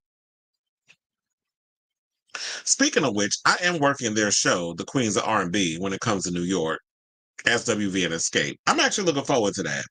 So when I'm done working that show, I'll definitely give y'all the inside tea on how the show was. I'm actually looking forward to it because I'm like, that's my generation music. Like when I was growing up, I was listening to Escape and SWV and Maya and all of them. And I like Maya. I know her manager. Okay, so the fact Jafar Jackson and Jermaine, anything with Jermaine will be well done and the official version. Mm-hmm. So yeah, I'm definitely looking forward to seeing this movie. And like I said, I have a love-hate relationship with biopics because I feel like y'all don't be entirely truthful. Speaking of which, I just saw that the Amy Winehouse biopic is already, I think it's on Peacock.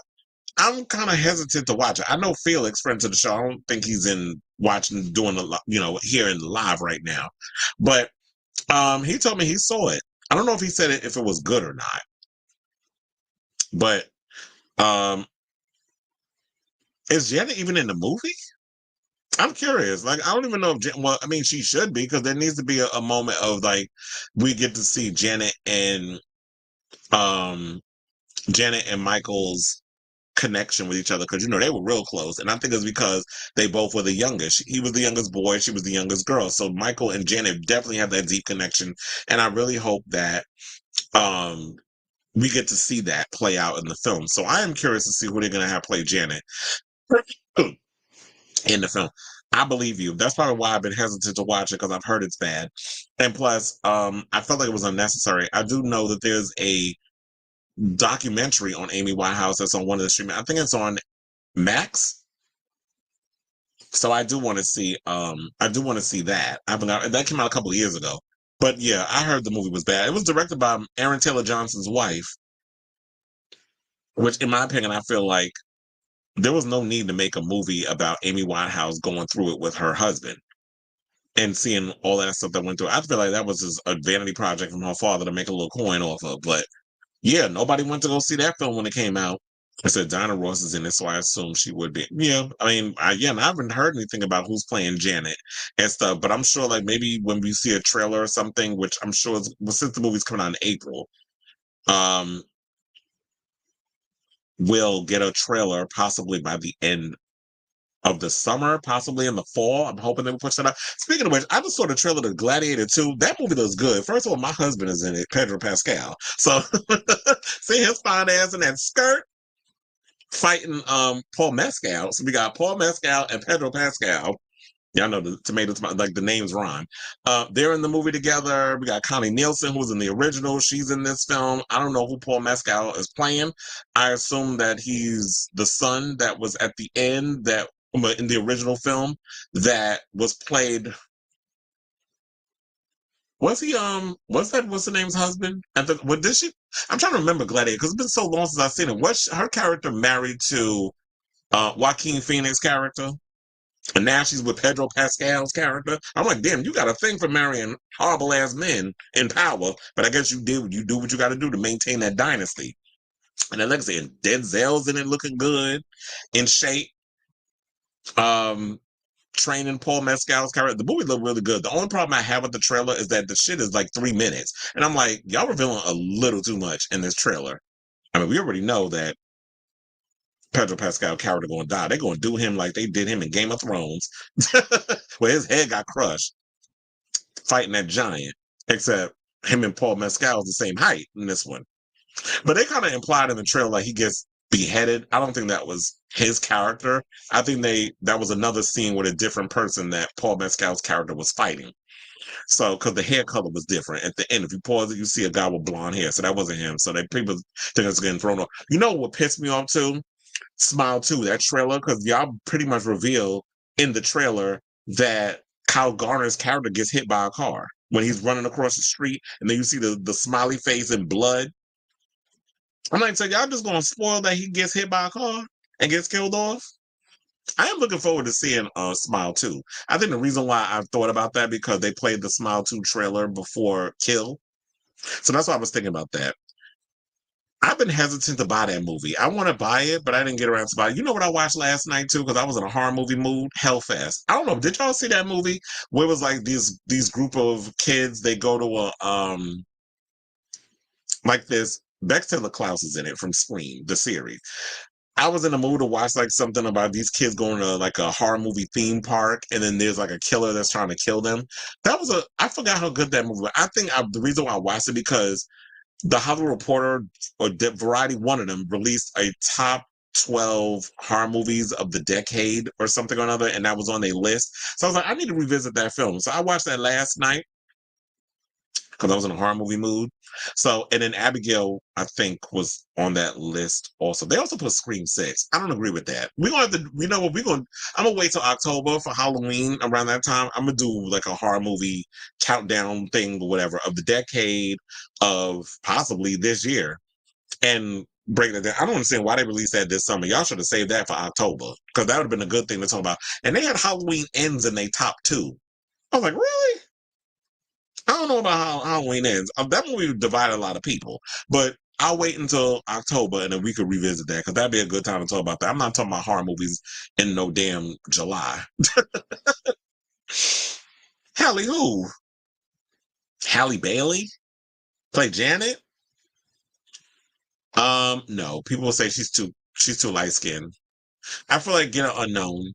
I prefer y'all putting unknowns because to me it's like when y'all be putting name actors on celebrity name, like big name celebrities, I feel like it takes it away. Like we could get lost in Rami Malek playing Freddie Mercury because he was a name sort of, but not a big enough name. And he won an Oscar. They had Taron Egerton play Elton John, who I just heard there was a big story that came out about him. I should have brought that on the show. Maybe we'll talk about it tomorrow. They were talking about he was in a sneaker store and they peed in a bottle. So he pulling a Dwayne Johnson. But you know, he got that old man bladder. When you gotta go, you gotta go. Piss in a bottle if you need to. So I gotta look into that story. But I saw that in the neighborhood talk. So let's move on. Let's get into some Real Housewives of Atlanta news. So there's a story that came out. Shout out to B. Scott, who had the exclusive tea on this. And they were talking about how Phaedra is in talks to coming back to the Real Housewives of Atlanta. What is it, season 16? Because they're struggling over there. Which, no shade. We've all been trying to say y'all need to get Phaedra back. We don't understand why y'all got her over there on Married to Medicine. She does not, I mean, it's cute to be getting her back in the graces of Bravo, but she didn't fit over there with the girls in Married to Medicine. First of all, she ain't married to no medicine. She don't even have a doctor degree. She don't have an MD. I mean, maybe you got one of them fake doctorate degrees or whatever, like Sheree running around with. Like she actually got something off of hard work and spending 8 years in college. Or however long, you know, medical people stay in there to get their degrees. But we said that she should come back to the Housewives of Atlanta, especially the fact that Candy's not there no more. So it looks like Frick and Frack are set to reunite on the upcoming season of RHOA, as Love B. Scott is reporting she's in heavy negotiations with Bravo to make her long overdue return to the Long in the Tooth franchise. Now, sources exclusively tell LoveBScott.com that the powers that be are working hard to negotiate Phaedra Parks' return to the Real Housewives of Atlanta amid an unexpected suspension, then firing. So everyone was hopeful that Phaedra's contract would be negotiated in time for her to attend Cynthia Bailey's event at Lake Bailey this past weekend, but they're still trying to work out some details.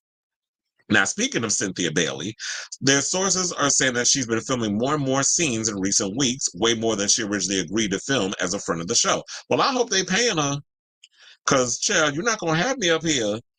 You're not going to have me up in here doing some things. And, oh, wait, hold on. Because I got this, I'm going to pull up this clip of Portia and them performing. I mean, not performing. Well, they are kind of performing because if y'all posing and all this other stuff at Lake Bailey, you're clearly performing for the cameras. So I hope that Cynthia's people went in and negotiated. She wasn't just trying to be a little Miss Nice Lady. Sidebar: I don't know if y'all know this, but Cynthia Bailey's wedding to Mike was actually how, and I think we talked about this in the last show, was how TGIF came about. Claudia Jordan was there, Funky Dineva was there, and Al You Doing was there, and that's what they was hanging out. They had a good old time, and from there it sparked this idea to start TGIF. So it's funny how it all links to the Real Housewives of Atlanta because they was at Cynthia's wedding, which has been canceled because she's no longer married to Mike. Like the show been canceled, so the show lasted longer than the marriage. Child. So it says that it's unclear if Cynthia will get promoted and get her peach back. But we'll be seeing a lot more of her during season 16. Now, That's cute or whatever that Phaedra's coming back. Like I said before, it's about damn time. Phaedra does not fit in with the whole Married to Medicine crowd. You know, she did kind of like stir the pot a little bit with Quad and that whole thing that's going on over there. And that was cute or whatever. However, she needs to come back to the Housewives of Atlanta. She excels there more. She thrives in that whole situation. It would be smart for her to come back to RHOA. So hopefully they're negotiating. They back up that Brinks truck, and I guess they give her the leftovers that they took from Kenya. Now, I'm confused about something because, you know, the Neighborhood Talk is reporting that sources are telling Bravo people, you know, from Bravo's people are claiming that Kenya has not been fired from the network and they haven't accused her of RP. So I don't know what to believe. So they're always saying it's no secret that just about everyone was shocked when we heard the news that RHOA alumna Kenya Moore hair care was suspended from filming season 16 due to alleged RP. RHOA newbie Britney Edie took to Instagram to accuse Kenya of showcasing explicit images of her, and a caption she wrote. Oh my God, did I just see porn? Excuse me. It says, he told the IG to accuse Kenya of showcasing explicit images of her. In the caption, she wrote, RP is never okay. Stories spread like wildfire that Kenya had been fired, but sources close to the network tell us that they have paused filming with Kenya while things are sorted out. We can assure you she hasn't been fired. Bravo nor any official source has ever said she committed RP. This is what the sources are stating. Britney was the one who put that on her stories. So they're trying to sit up in here and say that Britney is the one that's spreading the lie and that there has been no official report that Kenya has been fired. They also said that there have been new rumors that these allegations have affected Kenya's business partnership with beauty supply stores such as Sally's. However, that info cannot be confirmed. Looks like we'll just have to wait and see what the tea is. And yeah, so I did hear that story too, that somebody was on social media. I mean, not any of the blogs or anything. It was just some source that was just saying stuff. Or some person that was just saying something that was saying, oh yeah, the beauty supply store started pulling Kenya's stuff, that she's not in, you know, the Sally's or anywhere else that's showing Kenya more hair care. I don't know if she's in CVS. I don't know if she's in Walgreens. I don't know if she's in any of those places. So I can't speak on that because I don't use her hair products. But from what I've been hearing is that they're saying that this story isn't true. So I don't know what to believe. So I will say this.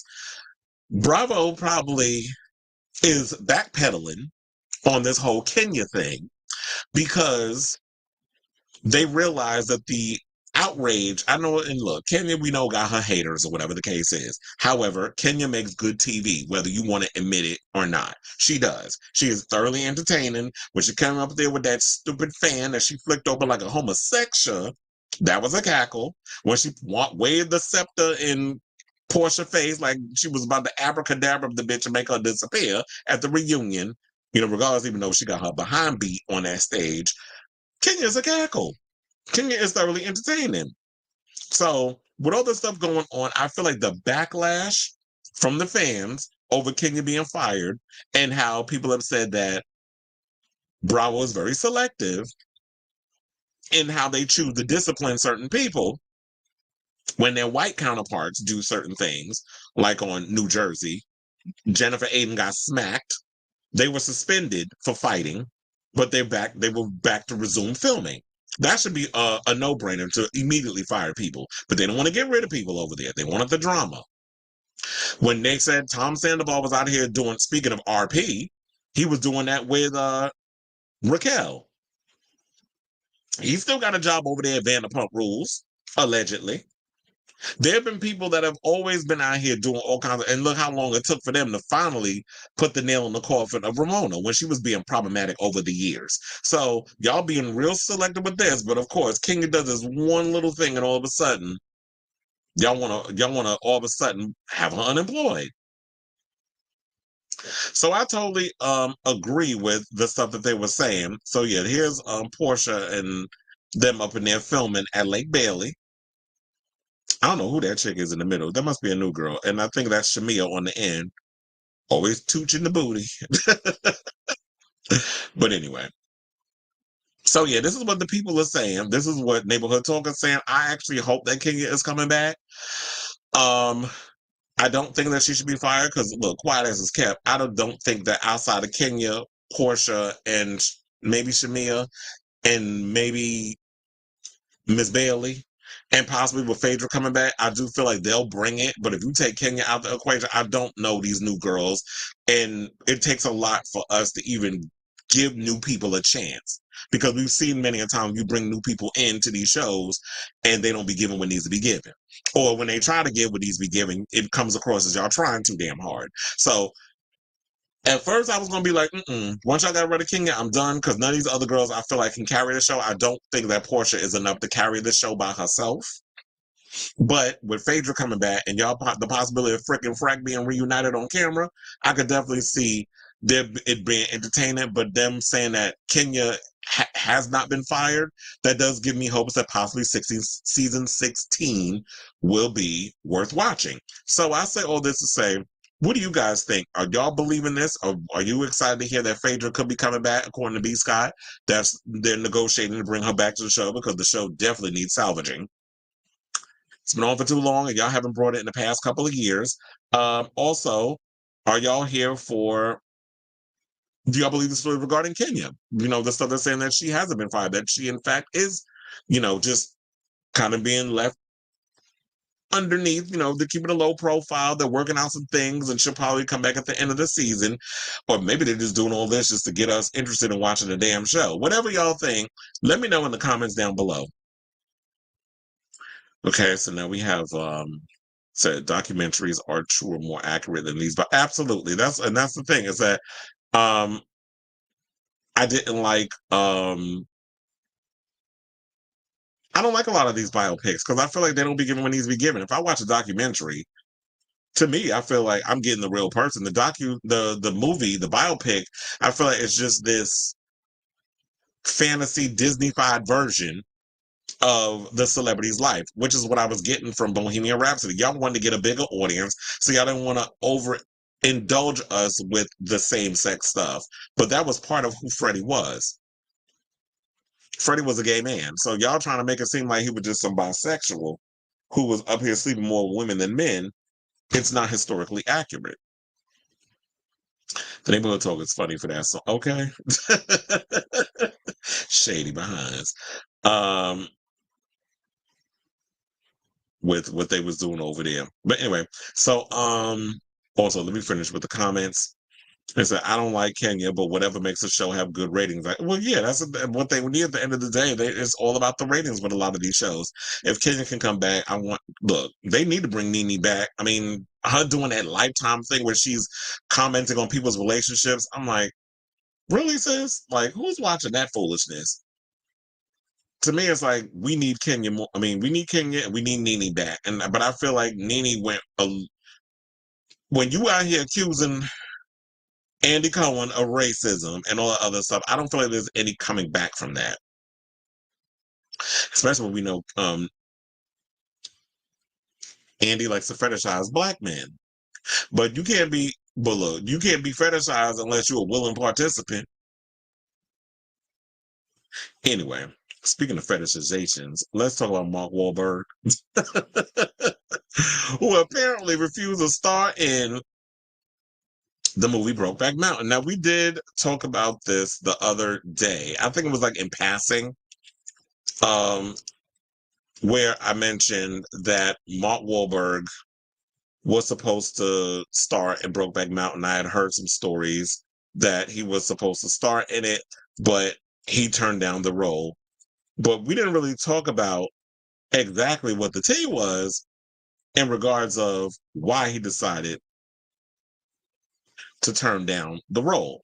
But hold on, I was stalling so I could pull up this photo. Oh my gosh, hold on. Because it's like, we need them background photos and things of that nature when we talking about the peoples. So With news coming out recently, because they said that not only was it Mark Wahlberg that was attached to the role, they had the usual suspects who were the bigger actors back in the day. So Leo DiCaprio was approached, Brad Pitt was approached, Matt Damon was approached, and Ryan Phillippe. Those were the four that were approached to be in Brokeback Mountain, but they had turned it down. I also heard that Gus Van Sant was supposed to direct before Ang Lee, but because he couldn't get those actors, he ended up turning it down as well. So the National Enquirer is reporting that Mark Wahlberg's Catholic priest advised him to pass on the project.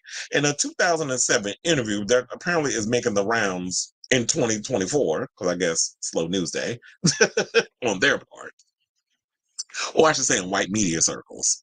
Mark Wahlberg said he met with Ang Lee about the movie, but was reportedly creeped out after reading the 115-page script. Wahlberg, now 53 and looks old, about 63 in the face. This is an older picture. I mean, a picture that was like years ago. This ain't what he look like now. The body is bodying, but the face, looking a little aged out. And, Wahlberg, 53, best known for roles in The Departed, and they said The Transformers, but I liked him in Boogie Nights. I loved him in that movie. That was like when he showed he had at least some kind of range.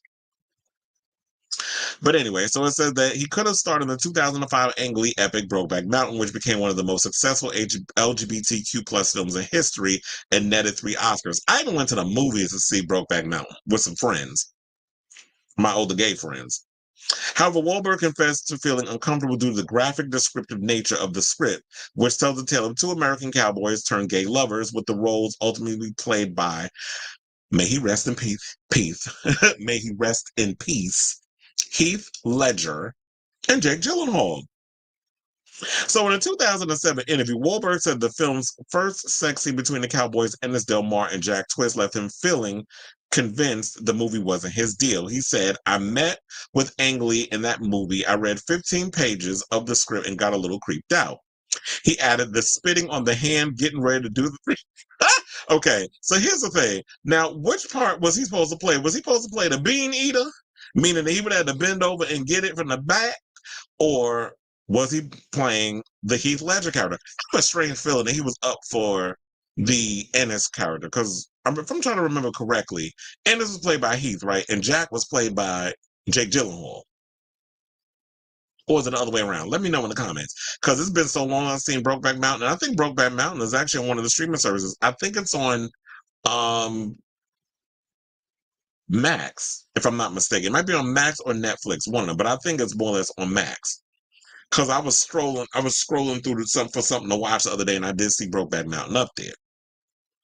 So it says, before Lee, who would win the Best Director Oscar for the film, took on the project, my own Private Idaho, and I love that movie too. Shout out to River Phoenix, may he rest in peace.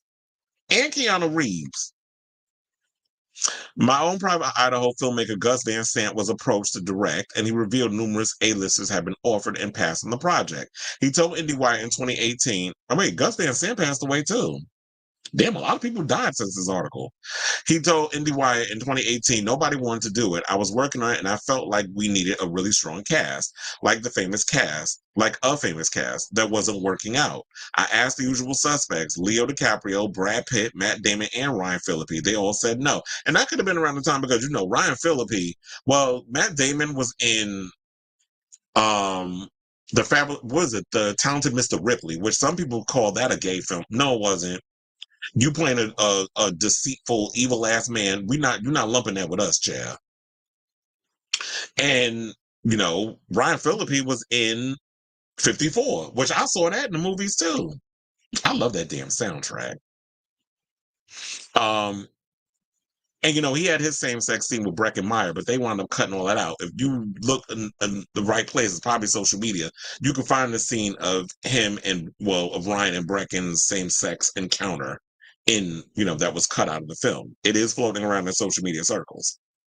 So it said, yes, all those young gentlemen at the time turned down the project for various reasons. Probably because 9 times out of 10, a lot of the agents and people that work behind the scenes will advise actors not to take on those parts. We've heard many conversations about actors, from Queer as Folk, who were told, oh, don't, turn down those roles, don't do that part. We've heard actors from Noah's Ark that would say that. That was the big thing in the 90s when, we were becoming more progressive in telling real same-sex stories, or the 2000s when we would have those sort of things, where we would tell those type of stories of, outside of, oh, this person died of AIDS or whatever the case was. We would have those where people were taking more risks in those roles. A lot of the actors were told not to do it. So it said the film earned widespread critical acclaim and landed 8 Oscar nominations, including Supporting Actor and Best Actor Oscar nods for Jake Gyllenhaal and Heath Ledger. It took home the awards for Best Director, Best Original Score, and Best Adapted Screenplay. The film lost out for the Best Picture Oscar to Crash, a decision that has since been marked as one of the biggest upsets in the award show's history. Gyllenhaal reflected on the most famous lines of the movie, saying, "I wish I knew how to quit you," and how powerful that scene was to him. He said that line was moved. It had been mocked. It had been everything in between. But I remember coming out of that scene off the ridge of the hill and seeing a number of the crew, some of which didn't even know whom didn't know what the movie was about, crying. When I first read the line, I was like, what is that? Now I realize that anybody who has loved knows what that feels like. The interesting part of casting us at such a young age is that we didn't completely understand what we were involved in, and that's the beauty of the movie as well. I totally agree, because I'm like, yeah, I wish I knew how to quit you. That is a line that is so powerful and resonates, today, in regards of how people receive that film and what it was all about. Because that's how I felt. It's just like I didn't understand what I wish I knew how to quit you, because I was never like, I was so young, I wasn't in love with nobody. I was out here just hunching. So and trying to find my own way into the world. So to me, it was like Brokeback Mountain was a very good movie. The Beans, we still clown to this day about, okay, first of all, you were not fucking somebody with just some spit after they just ate some damn beans. But me, I'm not surprised by Mark Wahlberg turning this thing down, because Mark Wahlberg, remember, in his past, he almost went to prison for being a racist because he assaulted an Asian guy. Growing up in Boston, that whole California, that's no excuse, but we know there's a lot of white people out there who are notoriously racist and still are, or still are. You know how they be talking. Pat the card, bat and Harlem Yard, or Harvard Yard, as they would say.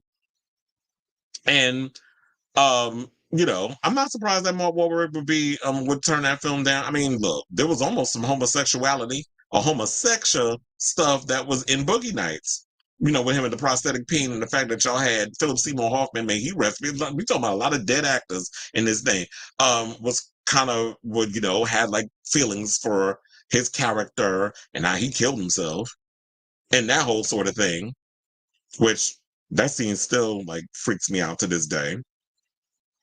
I would just like, that whole situation. I don't even want to revisit that. But to say, Brokeback Mountain, very important film. I love that it did what it did at the time.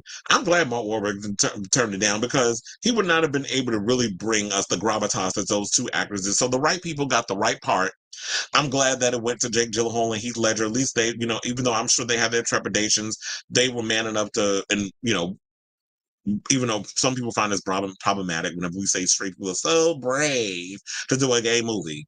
But yeah, I do feel like I'm glad he didn't do it. You did us a favor by not being in that in Brokeback Mountain. So, shout out to you. Shout out to these fine ass men, Jake Gyllenhaal and Heath Ledger. I love me some Heath Ledger. I really wish that he was still alive, because I would have loved to have seen. I would have loved to have for him to have seen what his part as the Joker in The Dark Knight, how people that character resonated with so many people, even though y'all were against him playing that part in the beginning. I guess because of all the teen films that he did and all that other stuff. But he proved that he was a good damn actor. And it would have been nice to see, him in it. And then Matilda, his daughter, that he has with Michelle Williams, would have got to see, like, grow up with her daddy and stuff. But you know what? Unfortunately, things happen. I like Heath Ledger.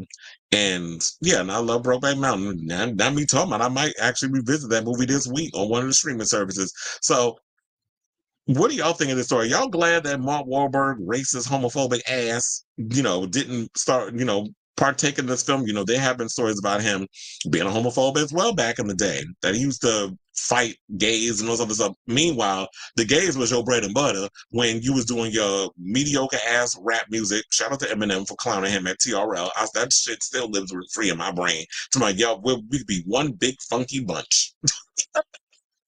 And I still remember that clip. It's still floating around on the internet. So Mark Wahlberg is always kind of given that, and then how he's big, like this big Jesus freak. You know, if you into your religion, that's great. But I'm still mad at y'all for casting him as Sully in Uncharted. That was a huge mistake. I still am rooting for Stephen Lang. Y'all should have had him in that film from the beginning. And then skewed somebody older to play Nathan Drake. I'm still mad over that. That was a huge miscast on both parts. The Nathan Drake character is a miscast. Tom Holland should not have been picked to play that part, and Mark Wahlberg should not have been picked to be Sully. And quiet as it's kept, Donnie, in my opinion, is the better actor. I love Donnie. I watched The Sixth Sense the other day. His role in that film, he's so unrecognizable in that. And to me, he's always been the better actor and the better performer, because, you know, like I say, he's early in the show when I was running down the topics, he was the biggest thing, or he's the more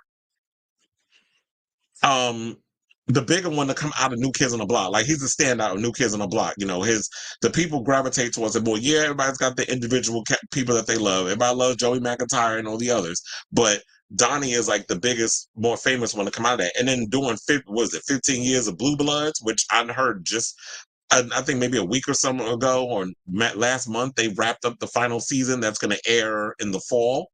So Donnie out here doing his thing. But yeah, Mark was always the one that was like, I guess, the big A-lister, but I guess pretty privileged, it works. But the talent was always questioned.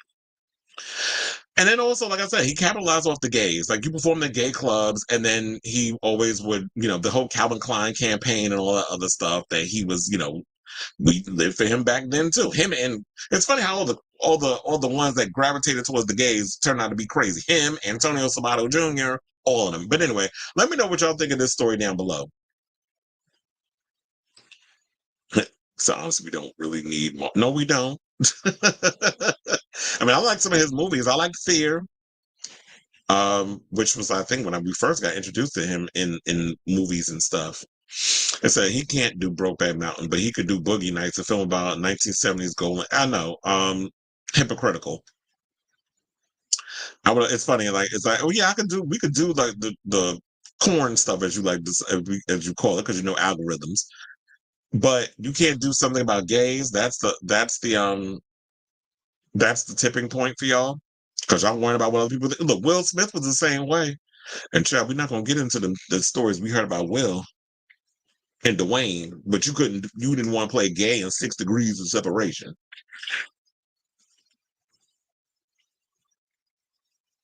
Ooh, that's some good cold water. But anyway, I would have liked, I didn't read your comment, but I just said, yeah, I would love to see Brad Pitt in Brokeback Mountain. Look, I love Brad. One of my favorite Brad Pitt movies, because you get to see him practically half naked throughout the movie, is Troy. The body was on point in that movie. Some racist Mark can play a whole porn star, but can't play a gay. I can't watch Brokeback Mountain without thinking about We've all had those moments. DL, come on, DL Trey. Heath Ledger is one of my favorite actors. I said the last Conjuring film was just God. Why do we need? I think I heard about that, but why do we need another Conjuring movie? I didn't like the last one.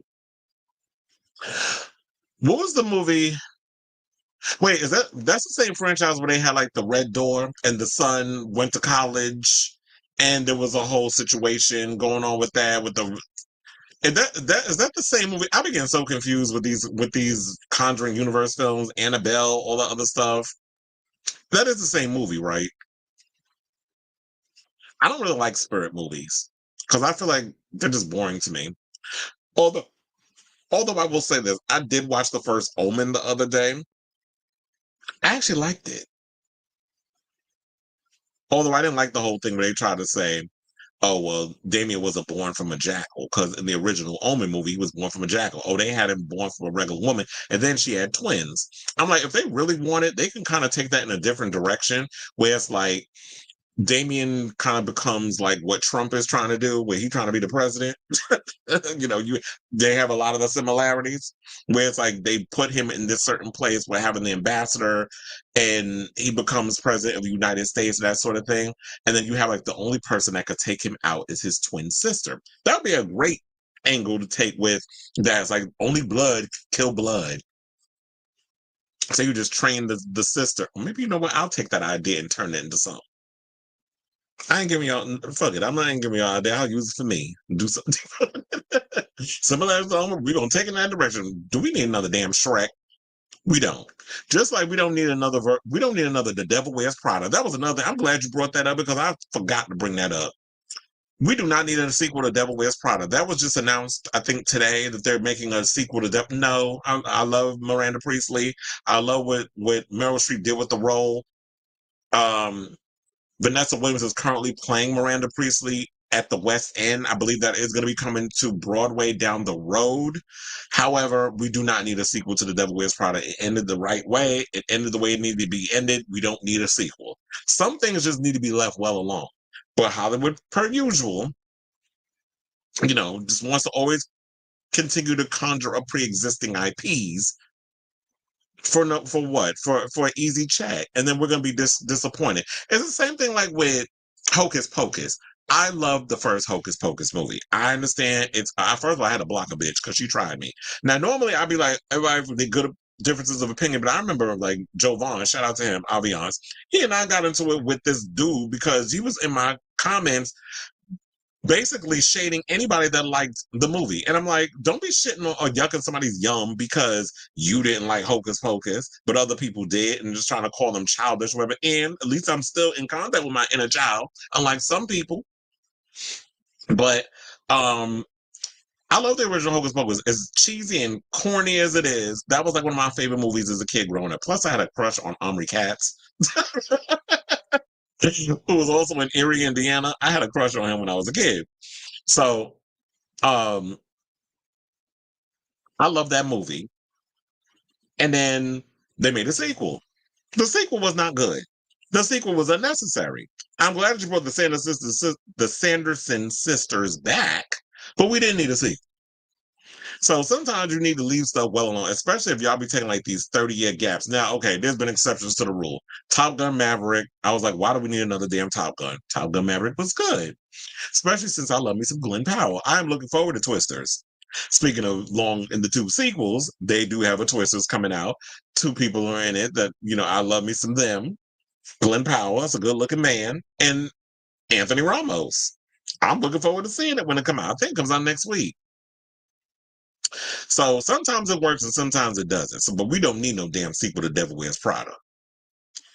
So exactly, he could play a closeted gay man because he can't play a closeted gay man because of religion. Yet he could play a straight porn star with a nude scene and a prosthetic peen. That's what gets me about these films. So you could do a movie about the porn industry, but you can't do a movie about gays. Where it's like one scene where you had to pretend you was hunching a dude. It's not like you was really having to get up there and actually stick your peen in some man's spoon. You're acting. You're pretending that you're having sex with a man. But like I said, there'd be a lot of people that be out here worried about what their friends or whatever is going to think. And it's like, hello, I'm an actor and I'm getting paid millions of dollars to simulate sex. There's some people that get paid less than that just doing regular adult entertainment. At least he's getting paid millions to pretend he's fucking somebody, whether it be a woman or a man. And you've done some questionable movies. The Happening. Anybody? Speaking of which, since we over here clowning M. Night Shyamalan, I did tell you I did watch The Sixth Sense the other day, because all of a sudden, you've seen a lot of M. Night's movies circulating all over the streaming services. I do want to see Trap with Josh Hartnett. Another one I had a crush on growing up. Child, I had a lot of crushes. Even with that bad hair cut. I want to revisit Halloween H2O now that I'm thinking about Josh Hartnett. And I love this character Zeke in The Faculty. It's like even at 81, Chris Sarandon can still get it. I haven't seen Chris Sarandon in a while. I need to look him up. It's like, because he was in Fright Night. Tove Lo is paying a bowling at bowling alley borderline. They know a gay is here smexing it up. I said, I need Tom Holland to correct a wrong, a proper sequel to Fright Night. Having Jerry need Charlie help over a bigger evil, his sister and family wanting to erase humanity. And you know what? And I also forgot to mention this because I remember Robert tried to tell was saying to me, did you know one of the actors, Evil Ed, did gay porn? I'm like, yes, I knew that. Well, first of all, I knew that eons ago because I had an older friend that, when we hung out, we would actually sit and watch porn. But the funny thing with me, like normal people, y'all will sit and watch porn and pleasure yourselves. He and I sat up there like we were Siskel and Ebert, and we would sit there and watch the porn and critique it. That's how I watch it. So that's the weird part. Like we literally be up there being a Siskel and Ebert of porn about, okay, that looks fake. Okay, that ain't working. That ain't cute. Oh, that's hot. Like we literally be up there just critiquing the whole thing. That is a cackle. Like I can't believe that I would sit up there and watch porn and literally be up there like we critics. So, I was like, yeah, I knew that. First of all, my friend had VHSs that of his movies, and he be getting up there getting bottoming. I think he topped a couple of times too. But yeah, Evil Ed did gay porn. I'm sure it's out there somewhere on Cornhub and things of that nature. But anyway, let's move on because we have 3 more topics to go, and we are done with today's show. I was like, I hope I didn't lose any of the topics. I was like, okay. So now let's talk about this Disney story that came out regarding some transgender actors playing Eric and Ariel. So Disney World have opened up auditions for actors to play the roles of Ariel and Prince Eric in a new stage play of The Little Mermaid. And the casting call makes it clear they do not want to hear, that they also want to hear from trans performers. The new show will be staged at Disney's Hollywood Studios in Florida, replacing the previous show, Voyage of the Little Mermaid, which ran from 1992 to 2020. According to multiple online sources, Disney is holding auditions in New York with the call out for actors listing its requirements as follows: 18 to 30 years old, white woman, trans woman, 5'2" to 5'6", a spirited, fun-loving, yet curious mermaid princess who longs to be a part of the human world, lyrical pop soprano with a belt to see. Similarly, the listing for Eric states that they are looking for a white man, trans man, between the ages of 18 to 30 who is charismatic and fearless. A photo of the casting call was shared online by Walt Disney News Today, which is on, I think it was July 5th. So they have the casting call, whatever, because I wanted to see if I could pull it up for y'all to see. No, but I do see a picture up here, so we'll just use that as, excuse me, the background, just so we have some context to talk about. So anyway, so yeah, it says that the Little Mermaid musical adventure, vocalists and actors, NY audition. Well, of course they got to look in New York because we have all the singers out here mostly. It's no shade. I'm just saying, like a lot of us, we have a lot of the singers and stuff that's in New York. So, a lot of Broadway girls, which is why a lot of them get into drag and stuff. So they said the revamped show will be launched in fall of 2024 at the Animation Courtyard Theater, with Disney saying that it will include physical and projected puppetry, including black light puppets paired with motion capture technology, which is used to create movies today. The show is said to be a blend of the line between real and digital in ways we've never done before, to completely fill the stage for these show-stopping scenes as human actors perform together with animated characters. Despite what happens to be a very inclusive and positive casting announcement allowing trans artists to get their chance to perform at Walt Disney World, of course, we have people that are upset over the fact that we have trans actors performing. When, I don't know if it's just me, but if you really look at a lot of transgender people, they tend to use mermaids as a metaphor in regards to their transition journey. If I'm not mistaken, Jazz Jennings always used mermaids as metaphor for her transition when she was transitioning into, when She Loves Mermaids and stuff. I remember that from watching her reality show. Also, we've had situations where Joy Delano would use mermaids and in her music and her art and refer to them. When in her song "I Look Effing Cool," she talked about being, I'm an effing mermaid and that sort of thing. So mermaids have always been an intricate part of trans people and their journey. Me looking at it from an analytical, point of view. So one person wrote on X that whoever's in charge at Disney World should be fired, and even suggested that the person who greenlit the potential casting of a trans actor is purposely trying to bankrupt Disney. Yeah, y'all always say this, but meanwhile, we always have gay days and that sort of thing at Disney World. So where have y'all been? Like, Disney has always, in so many ways, been inclusive when it comes to trans people or LGBTQIA plus people celebrating pride and all this stuff at Disney World. So whatever. Another person said that Disney hasn't been friendly to children in a long time. In fact, it is a hotbed for the P word, which gets on my goddamn nerves when a lot of y'all always try to equate us with being child diddlers.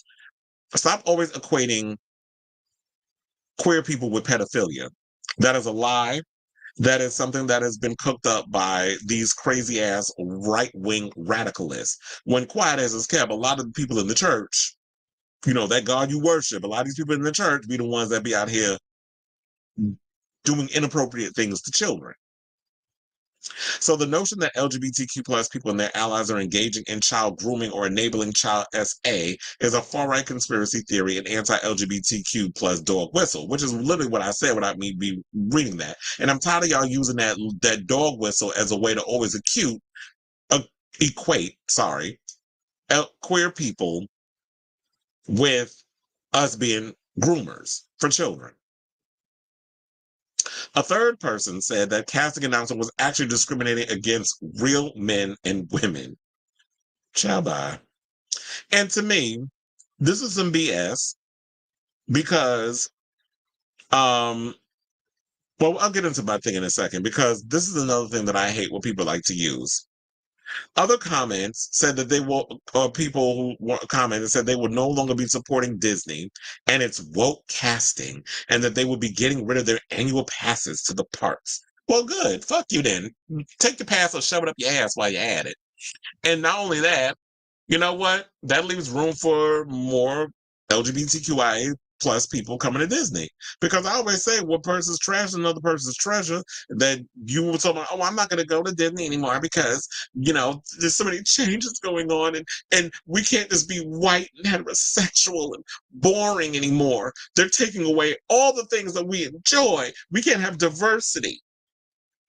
Now, to me, I've said, I don't feel like this is, I hate the way people try to take the word woke and weaponize it for their own bigotry. Woke in the Webster's dictionary sense of the word is basically bring awareness to people that are from marginalized communities who are being discriminated against. That's what that is. So having empathy and understanding, people who are different than you being white, male, and privileged, which is what a lot of y'all have been able to rely on for so long. But now that y'all realize the world is changing, that's why we have things in place like Project 2025, which we heard the orange wide-back turd is trying to distance himself from because he's starting to realize he's losing votes. It's like, yeah, when you start to take away the rights of people and once white people realize that they're being discriminated against, oh, you think they're going to vote for you come November?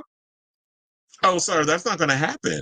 So you trying to create America into this totalitarian fascist world, that's not going to sit well with a lot of white people who have been able to just rely on their stuff for a long time, of being able to get away with whatever. But here's the thing. This reminds me, this is no different than what Halle Bailey had to go through. When she got cast as the Little Mermaid, people were pissed. Y'all racism was definitely showing when she was cast. So this is unfortunately something that we're going to constantly have to deal with every time that y'all want to come up with a different idea surrounding, whatever story that you're going to take. First of all, they said that opening up the door to anyone could audition. You have to fit the criteria, you have to fit the age range, and if you're trans, you can come on board and perform the thing or be a part of the film. Or a show. That doesn't necessarily mean that a trans person is going to get cast. But because y'all just heard this, now y'all all of a sudden want to fly off the handle and just say your bigotry or whatever. But I say all this to say, Good, bad, or indifferent. I won't cuss you out if you have a difference of opinion. Although, just be respectful with it. Are y'all here for this Little Mermaid situation in Florida? Do you have a problem with a trans person being cast? Is it that people are just whatever? It's much ado about nothing. Whatever your thoughts are on this whole casting situation, or maybe they're doing this because you know what, it's bringing attention to the situation. It's like, okay, maybe they need a little more incentive out there in Florida. And so that's why they put the casting out there. Who knows? Whatever your thoughts are, let me know in the comments down below. Okay, so we have comments, and it said breaking the Senate and Merrick Garland is opening a federal investigation on Clinton, as they should, because we've been saying that Clarence Thomas has been bought and paid for so much, they need to call his ass Clarence Thomas, because he's been bought and paid for by so many people. He's been taking a lot of kickbacks. He's been getting a lot of, taking a lot of vacations that people have been paying for. His votes have been bought. He is corrupt, as are a lot of them. So he needs to be investigated. Him and that wide back bitch he's married to. They both got wide backs. So they both need to be investigated and thrown under the jail alongside Donald Trump. I remember I saw this picture on Twitter that said no one is above the law. And they showed people on a ladder taking down the no part because they were referring to Donald Trump. Oh, he just continues to get away with whatever because he's put a lot of people in places that have allowed this to happen. There was also people that were saying that, you know what, if they didn't push Biden to the side the first time just because they wanted Hillary Clinton to run for president, we wouldn't be in the situation that we're in right now. I kind of agree with that. I feel like a lot of y'all dropped the ball in this situation. We wouldn't have had a Trump the first time if y'all would have just stood behind, y'all nominee. And to me, even though I don't like Biden, and I told y'all about that, I don't like neither one of them. Because to me, a lot of the policies of the Democrats that I've been voting for over the years, a lot of their centrist ideas fall a lot in with what a lot of the Republicans do. A lot of their policies are no different. These centrist Democratic ideas. They're not going to vote for a progressive. So, and to me, it's like, Biden's beyond a boomer. He's from the silent era. Literally and figuratively. We could barely talk. I didn't watch his interview with George Stephanopoulos, so I don't know if he changed the minds of America in regards of that he should still run. And I don't even think Kamala Harris is going to be a good choice. No shade. Just saying. I said, not on topic, but what do you think of these Disney reboots, live action? I had a conversation about this the other day. I don't remember who I had the conversation with, but I was like, I don't like any of them. I think it might have been Sailor Mermaid. We was having a conversation and, with each other, obviously. I don't like them. I don't like any of the live action stuff. I said the closest one that I came to that I was like, I enjoyed was Cinderella. And I watched that by accident because at the time I worked at AMC in Times Square, and I needed something to watch to kill time. So I was like, you know what? Let me just go to the guest services, because when you work there, we get to see movies for free. I was like, let me go to guest services and let me just get a ticket to watch it as something that I'm actually to pass the time. And I watched it and I enjoyed it. But I do agree, it's like I don't like any of these live action remixes. Well, they kind of are a remix of the animated film, right? So I didn't like any of the live action versions. To me, I felt like it just didn't bring anything new to the table. I didn't like the Beauty and the Beast. I didn't like, did they even come out with Lilo and Stitch, or are they working on that? I also heard they making a live action Moana. I don't care. Every other live, I didn't even like The Little Mermaid. So it didn't even matter if they could have put Halle Bailey in the film. They could have put Ariana Grande as Ariel. The movie just did not work for me. I didn't like the CGI looked messy and unfinished. And I was bored watching it. So it didn't give me what needed to be. It didn't give me what I needed watching the film. So I didn't like any of the stuff. So that's my opinion. I don't like these Disney reboots. I don't like the live action remakes. I don't really like it. I like the old cartoons. And when I'm feeling, a little nostalgic, I watch the animated films. I don't like the live action stuff. It just doesn't resonate. Agreed. A Justice for Anita Hill. And you know what? That was Biden's fault. If if he would have actually agreed, being one of the senators, to allow the other people to come forward besides Anita Hill to corroborate her story in regards to the essay that he had, that ugly man did to her, he would not be in the position that he is in now to be able to be in the Senate, Supreme Court, and doing all the criminal stuff that he's doing now, being the coon that he is. He would not be in the situation that he's in. So we wouldn't have him there. But Biden always been voting against his own interest to help other people. Especially how him and Fetterman out here licking the taint of Netanyahu and being forever in debt of Israel and letting them go out here and kill all them people in Palestine. And said, oh, they're working on it right now. I think The Little Mermaid was always doing a film. No. Well, yeah. Yeah. I feel like even if, like I said, if they could have put Ariana Grande in the film as Ariel, the film I don't think would have been good. It wasn't a good movie.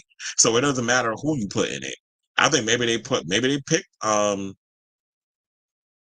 Halle as a form of stunt casting just to get people to come to the theater. The movie made a good enough amount of money. It still wasn't a good film, but it made a good enough amount of money for Disney. So maybe on her part it was stunt casting because they knew the script was terrible, that CGI was going to be a mess. So just for controversy's sake, let's pander to black folks to get them to come out and see this film. Because if the white people get mad and start saying woke and all this other mess, then out of counter protest, black people are going to go, you know what, we're just going to support the movie because we see the haters out here doing whatever. That reverse psychology. So anyway, so let's move on. And we got two more topics and we are done with today's show. So let's talk about Amethyst. Congratulations, I should say, to her because over the weekend, she came out as transgender. I think I need to make a list of all the girls who have come out as transgender on RuPaul's Drag Race because there's a list. There's a whole lot. So Amethyst star of RuPaul's Drag Race season 15 has come out as a trans woman in a moving journal entry addressed to fans. The 29-year-old Connecticut native announced her transition to fans in a handwritten note on Saturday, thanking them for supporting her upcoming album Amy and explaining the title's significance to her identity. I think that's probably the name she's going by. Hold on as I pull up the note. So I want y'all to see that. That was like the handwritten. First of all, I have to say this. I live for a handwritten note because that was always how I would write a lot of my stuff. I express myself. I always wrote handwritten notes. And she got good penmanship. It's very rare that a lot of people have good penmanship these days because everybody, we have a new era of people that grew up typing on a computer. And now the people not only have good penmanship, but they don't even know how to write in cursive.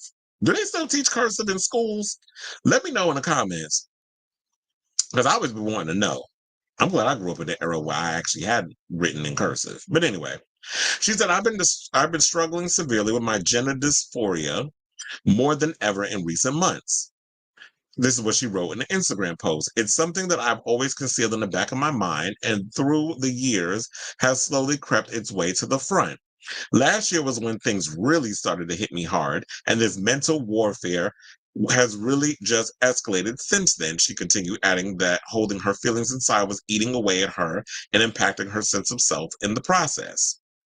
I wanted to let you know that I'm trans and began HRT, which is basically hormone replacement therapy for those who didn't know. She said she started a little over a month ago. Even in this short amount of time, the comparison to how I felt just a few months ago is night and day. It's a different sense of happiness that is slowly but surely bringing back my self-assurance, and every day it gets easier to look in the mirror. Amethyst added that she's going by the name Amy when out of drag, which she credits to her season 15 sister, eventual Miss Congeniality winner, Malaysia Baby Doll Fox, who gave it to her during production of the Emmy-winning 2023 season. She says, I feel like a lot of pressure to pick the perfect name, but in the meantime, this is a comfy placeholder for me. Amethyst also told her followers that her insurance won't fully cover some of her desired procedures, so she has started a fundraiser for donations to help her with facial feminization surgery, also known as FFS, with an end goal of $10,000. When reached for comment, Amethyst told EW, that would be Entertainment Weekly, that she's happy with the response to her post, which has been overwhelmingly beautiful for the entertainer, saying, "I'm so happy I made the decision to be open with everyone." Well, I'm sure that you would probably have to sooner or later because, in the whole drag race space, people are going to see you out and about. They're going to be like, okay, what's going on with you? Are you trans? Are you not trans? Because I've heard stories where there's people who are transitioning and haven't been out with their tea yet, that are beginning on their journey and all this other stuff as well. So it's good that she put out there in the front so that way people aren't speculating on social media. Now, as far as like your face feminization surgery, I don't know if she knows her or have ever encountered her, but I say get in contact with your fellow drag race sister, not from your season, but she's part of drag race, Adore Delano. Adore Delano went and got facial feminization surgery. Like reach out to your fellow sisters or whatever and see like what they went through and how it was for them. So that way you'll know what you're going to kind of sort of expect, because I know everybody's journey is different, but just reach out to her and see like maybe she can give you some advice on certain things. Also, Laganja Estrada, who's on her trans journey, reach out to her. And Sasha Colby, and are they from the same season? Reach out to her and see like what, I mean, I know she's busy, but reach out to them three and see like, okay, what their journeys were like when they were going through what they were going through, because I know it's like a lot of stuff is expensive, but you want to kind of reach out to these other people and see what their journey was.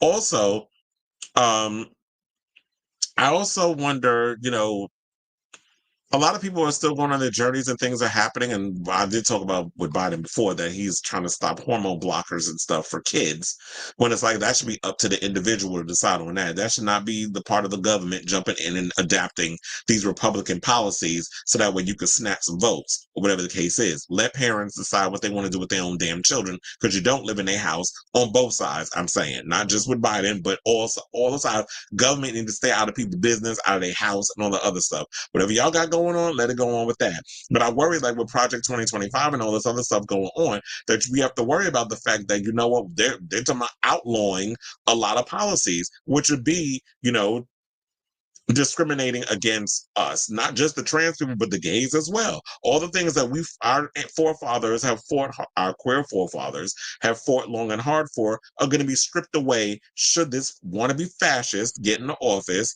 and, Trump becomes president and those other stuff. Project 2025 will go into place and we'll start to lose everything, not just the gays. So you black people out here being, prejudiced against the queer community, y'all gonna be affected too, because they're coming after y'all, especially when they're gonna give full immunity to the police. And that story that just came out from in New York, with the police was beating up on this boy, punching him in his face and stuff. And Eric Adams out here worrying about pulling trash cans to the front and telling people put their trash in the garbage. But you're not dealing with the fact that the NYPD's out here beating up on your own color.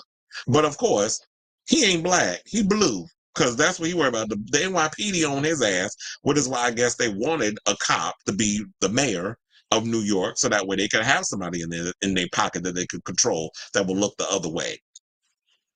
So we got these issues that we dealing with in New York. So I say all this to say congratulations to you, Amethyst. She does have a new album coming out. Remember during her season, she lost a lip sync to Selena S. Titties, who I guess was the lip sync assassin of her season before she ended up having to sashay away. But she does have a new album coming out. I want to see if I could find what her, who's on the new album, because I think I saw like, oh, excuse me, I saw the cover art on her page. Oh wait, no, that's not it. Yeah, so here it is. This is her album cover that I wanted to point out, and then it said on there who's going to be on it. So she has features with Aja, Lucy LaDuke, Let Loose, I said Let Her Loose, Aisha Exotica, Moxie Angel. Wait, it says, okay, so yeah, Aja, it said Lucy LaDuca, like I said, Aisha Erotica. I said Exotica, Erotica. She's a hyper pop girl. Moxie Angel, Solar Angel. I don't know who Solar Angel is or Moxie Angel. Never heard of them, but I have heard of Aisha Erotica, and of course we know Lucy and we know Aja because Aja's always done music and that sort of thing. So yeah, so she has a new album coming out. So if y'all care enough, definitely purchase it. I think it comes out on July 19th. And overall, I want to say congratulations to you, Amethyst, on your journey to being a trans woman. So, guys, let me know what you think of this story, regardless of Amethyst coming, being the latest Drag Race girls to come out as trans in the comments down below. Okay, so now let's get to our final topic and let's talk about Kennedy Davenport, who appeared on Roscoe's Tavern yesterday. You know, they do that show, the RuPaul's Drag Race viewing party, where they bring queens from Drag Race onto the show.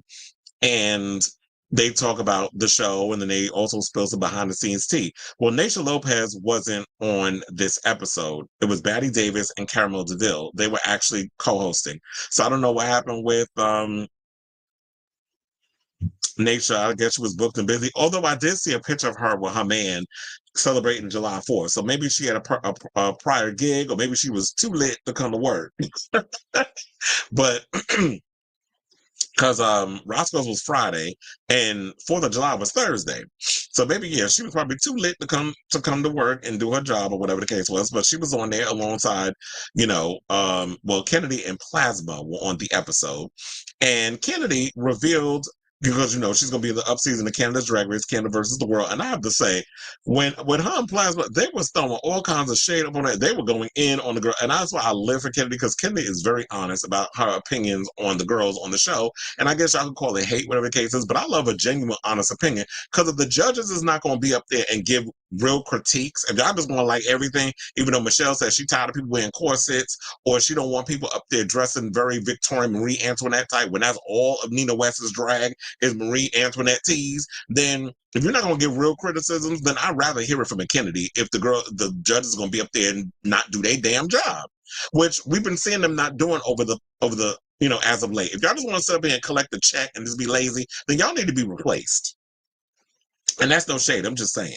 So Kennedy revealed, because like I said, she's going to be in the upcoming season of Drag Race Canada versus the World. She revealed that she was a alternate. She was supposed to be on season 9, but she was pretty much a filler until they got the person they wanted to get in the show. So we have the clip. We're going to play the clip, and then we'll come back and we'll talk. I love watching her on television. So good. So fun fact was, I was an alternate for this. For this season right here? I was. And they said, you know what? Send her up to Canada instead. Yeah, because they knew I was mad. They said, yeah. They said, oh, you're not going to, I said, I'm not going to be on the show. We're going to go take you to Canada. Oh, I'm not doing Canada if I need to guarantee.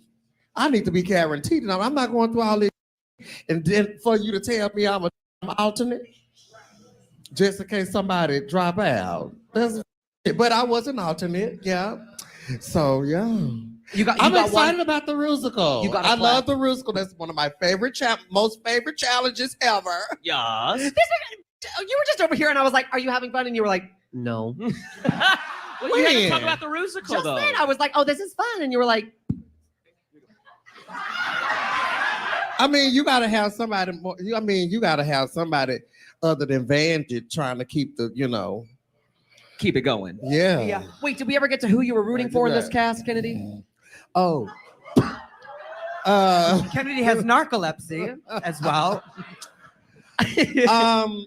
Roxy. I'm really enjoying everybody, but it's hard to separate everybody because everybody's doing so well and everybody doing so good. The judges are saying all good things, and because it's a charity season, they had and that's bullshit. Okay, so no, but if you had been there, let me ask you this. Bloodbath on the runway.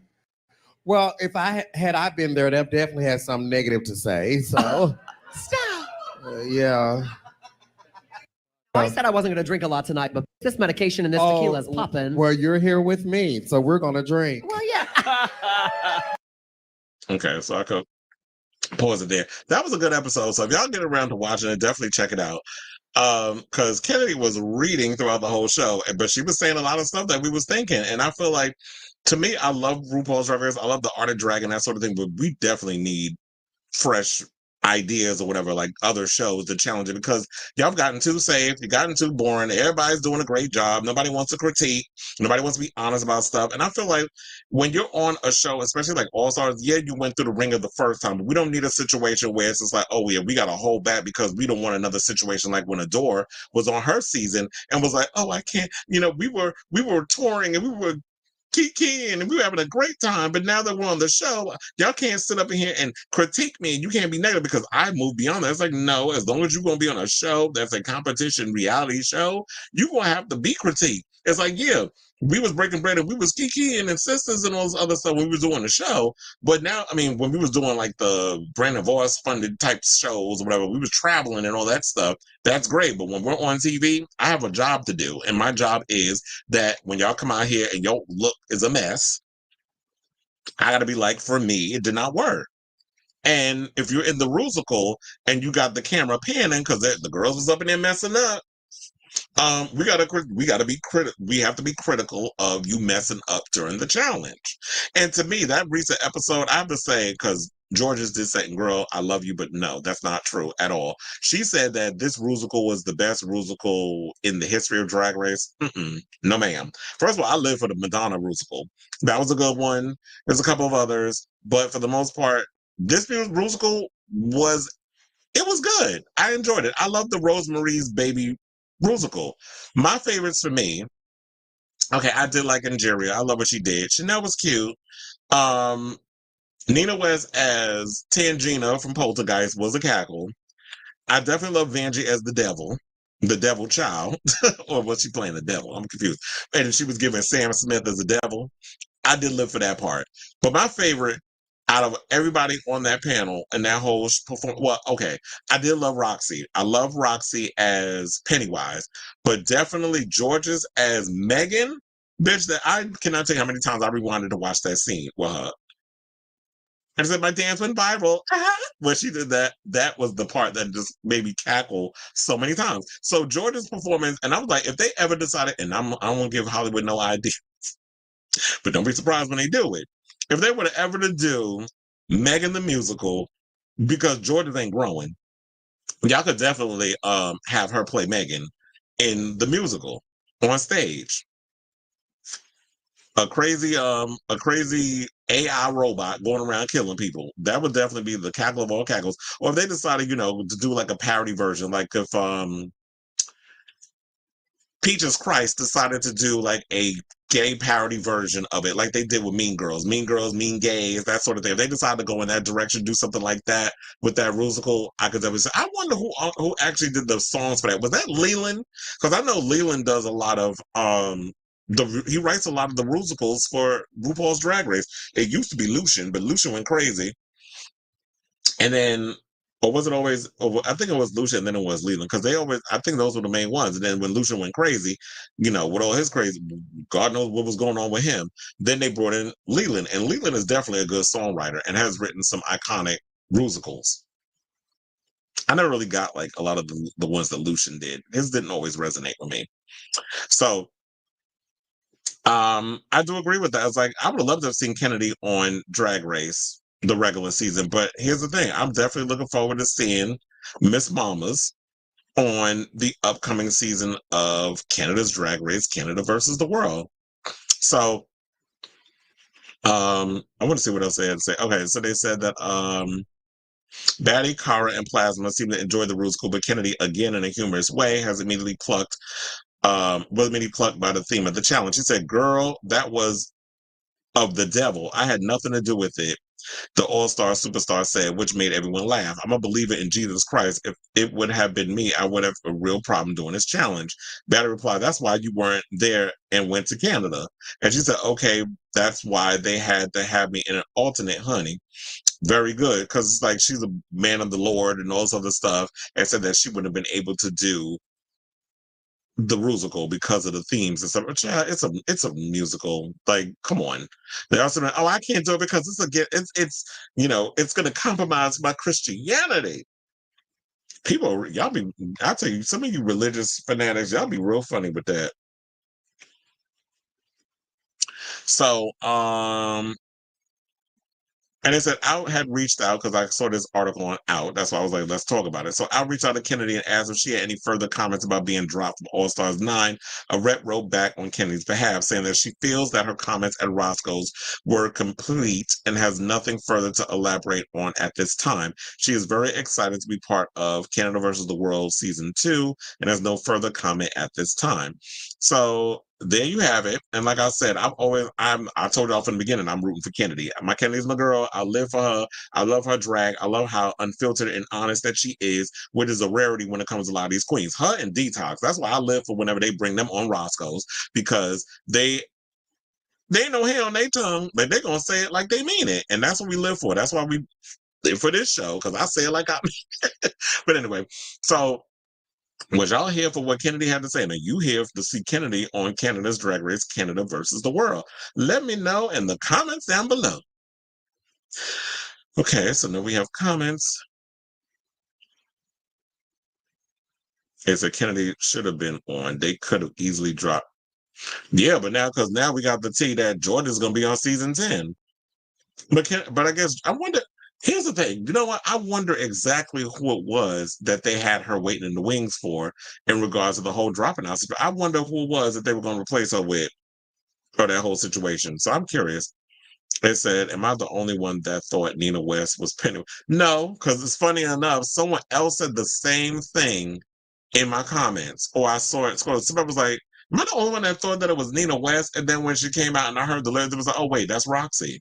Because I thought it too. So maybe because they have the same body shape, that people thought that Pennywise was like, that was something I never expected to see, like Roxy turn it out as in that challenge. Most overrated RHOA contestant. Damn, that's hard. Who's overrated? I feel like if you use a queen so many times, you know what? Damn, do I want to say Miss Vanjie?